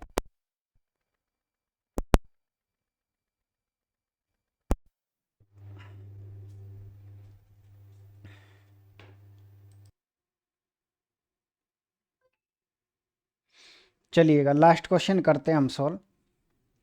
सर हमसे ये पूछे कि इसमें बहुलक और माध्यिका दोनों पूछिए। मैं हमेशा आपसे कह रहा हूँ कि बहुलक का क्वेश्चन बहुत इजी होता है, जो सबसे ज़्यादा बार रिपीट हुआ उससे आप बहुलक कहते हो। तो अगर हम इसमें बात करें कि 9 कितनी बार हुआ, क्योंकि पहला अक्षर ये तो कन्फर्म है कि बहुलक ही होगा, तो 9 कितनी बार रिपीट है आपके पास है सर, 9 इसमें 2 बार रिपीट है, तो ये तो 2 बार रिपीट है। 7 कितनी बार है इसमें सर, 7 देखो 1 बार 2 बार और ये 3 बार, यानी अभी तक तो आंसर 3 होगा। और देखिए कौन सा है आपके पास 8 कितनी बार रिपीट है, 8 तो सर एक बार ही है, 7 हम लिख चुके हैं। तो या तो हमारे पास यानी ये कितनी बार था आपके पास है सर, ये हमारे पास है 3 बार था, कितनी बार था आपके पास है 3 बार था। या तो आंसर ये है या फिर आंसर ये है। अब इसका माध्यिका और निकालनी है, माध्यिका कैसे निकालते हैं इसको, चाहे बढ़ते क्रम में लिखो चाहे घटते क्रम में लिखो, लेकिन बीचों बीच की माध्यिका कहलाती है। तो हम एक काम करते हैं सर, इसको बढ़ते हुए क्रम में लिख लेते हैं। सबसे पहले सबसे छोटी संख्या लिखिए 3 और काट दीजिए उसको, इसके बाद में लिखिएगा 4 और 4 को काट दीजिएगा आप, 4 के बाद 5 और 5 कितनी बार है आपके पास है, 2 बार है, दोनों बार काट दीजिएगा। इसके बाद लिखिए 6 और 6 को काट दीजिए। 7 कितनी बार है आपके पास है सर, 7 हमारे पास है 3 बार है, ठीक है, 7 काट दिया आपने। एक आपके पास 8 है, एक आपके पास है 9 है, तो ये रहा आपके पास है 9, और 9 भी कितनी बार है आपके पास है, 2 बार है। एक बार आप डेटा ज़रूर चेक करिएगा कि क्या जो डेटा है वो सही दे रखा है कि नहीं दे रखा। 1 2 3 4 5 6 7 8 9 10 11, कितने हैं 11 है। 1 2 3 4 5 6 7 8 9 10 11। इसके बाद क्या करना है, कट्टम कट्टी खेलना है। कैसे, इसका फर्स्ट इसका लास्ट, इसका फर्स्ट इसका लास्ट, इसका फर्स्ट इसका लास्ट, यानी सर सब तरीके से काटना है, और जो बीच में बचेगा वही आपका आंसर है। तो हम ये कह सकते हैं कि हमारे पास है बी ऑप्शन एकदम राइट आंसर है। आप ऐसे भी कह सकते थे सर 10 संख्या है ना, हमने 5 इधर से छोड़ दी और 5 इधर से छोड़ दी। अब आप ये कहोगे कि मान लो सर संख्या आपके पास ये तो विषम थी इसलिए बीचों बीच के आ गया, मान लो कि संख्या आपके पास है सम होती, संख्या क्या होती, सम होती। जैसे मान लो 1 2 3 4 5 और 6, अब इसका कितना बताते हैं आप, तो मैंने ये कहा 3 आप इधर से छोड़ो 3 इधर से छोड़ो, तो इन दोनों के बीच में कितना आता है आपके पास है 3.5 आता है, बस वही आपका आंसर होता, ठीक है ना। तो ये थी आपके पास है आज की क्लास। थोड़ा सा क्लास में डिस्टरबेंस लाइट की वजह से हुआ है, लेकिन फिर भी कैसे कर के इसने हमारी कंप्लीट क्लास करवा दी है। तो ये हमने आज क्वेश्चन 32 क्वेश्चन सॉल्व किए हैं, और ये सभी क्वेश्चन बड़े इंपॉर्टेंट क्वेश्चन हैं। मैं आपसे फिर रिक्वेस्ट करूंगा कि कंप्लीट क्लास को आप ज़रूर देखिएगा। हो सकता है कुछ क्वेश्चनों में आवाज़ नहीं आई हो, तो जिन क्वेश्चनों में आवाज़ नहीं आई हो उन क्वेश्चनों को मैं वापस से रिपीट कर दूँगा, क्योंकि अपलोड करने के बाद देखूंगा किन क्वेश्चनों में आवाज़ नहीं आई थी। तो मुझे ऐसा महसूस हुआ कि हो सकता है यहाँ पे थोड़ी आवाज़ डाउन हुई हो, क्योंकि उस टाइम भी थोड़ा लो बोल रहा था ये इन्वर्टर, इसलिए। तो हमने आज कितने क्वेश्चन सॉल्व किए सर? आज हमने 32 क्वेश्चन सॉल्व किए। 32 क्वेश्चन आपके पास इंपॉर्टेंट क्वेश्चन थे। आगे फिर मिलेंगे आपको एक नई वीडियो के साथ। अगली वीडियो में भी आपसे जो भी क्लास आपके पास है, क्योंकि अब काफ़ी सारी शिफ्टें लग चुकी हैं ग्रुप डी की, तो काफ़ी सारी शिफ्टें लग चुकी है। मेरे पास वो सारा डेटा यहाँ अवेलेबल है कि भाई किस शिफ्ट में किसके कितने क्वेश्चन आए थे। तो आगे से जो भी वीडियो अपलोड करेंगे हम इस तरीके से ही किया करेंगे, जैसे मान लो कि परसेंटेज है, परसेंटेज के अभी तक कितने क्वेश्चन आ गए, पूरे 10 टाइप आ चुके हैं, तो 10 क्वेश्चन या जो भी क्वेश्चन है 5 क्वेश्चन, परसेंटेज के 5 क्वेश्चन। मान लीजिए लाभ हानि के 10 क्वेश्चन आ चुके हैं, लाभ हानि के 10 क्वेश्चन। मान लीजिए ऊंचाई दूरी के अभी तक 3 क्वेश्चन आया, तो वो 3 क्वेश्चन कहने का, और उनके बेस पर क्वेश्चन। कहने का मतलब ये है कि हम अब सभी शिफ्टों का निचोड़ करके और जब पढ़ाई करेंगे आगे से, ताकि आपको बिल्कुल अच्छे से सुविधा हो सके और मैथ में आप पूरे में से पूरे कर सकें। अगर आपको इन सब की पीडीएफ चाहिए तो आप टेलीग्राम जरूर ज्वाइन कर लीजिए। और अगर आप इसी तरीके से बिल्कुल सरल भाषा में कंप्लीट कोर्स पढ़ना चाहते हो तो आप प्ले स्टोर पर जाके उपकार क्लासेज का एप्लीकेशन जरूर डाउनलोड करें। क्लास अच्छी लगी हो तो क्लास को लाइक, शेयर और आप सब्सक्राइब जरूर करें, और एक प्यारा सा कमेंट जरूर करें कि आपको क्लास कैसी लगी। आप सभी का ऑल द बेस्ट। कल जिनकी भी एग्जाम है या फिर आने वाले टाइम में जिनकी भी एग्जाम है, उन सभी को बेस्ट ऑफ लक।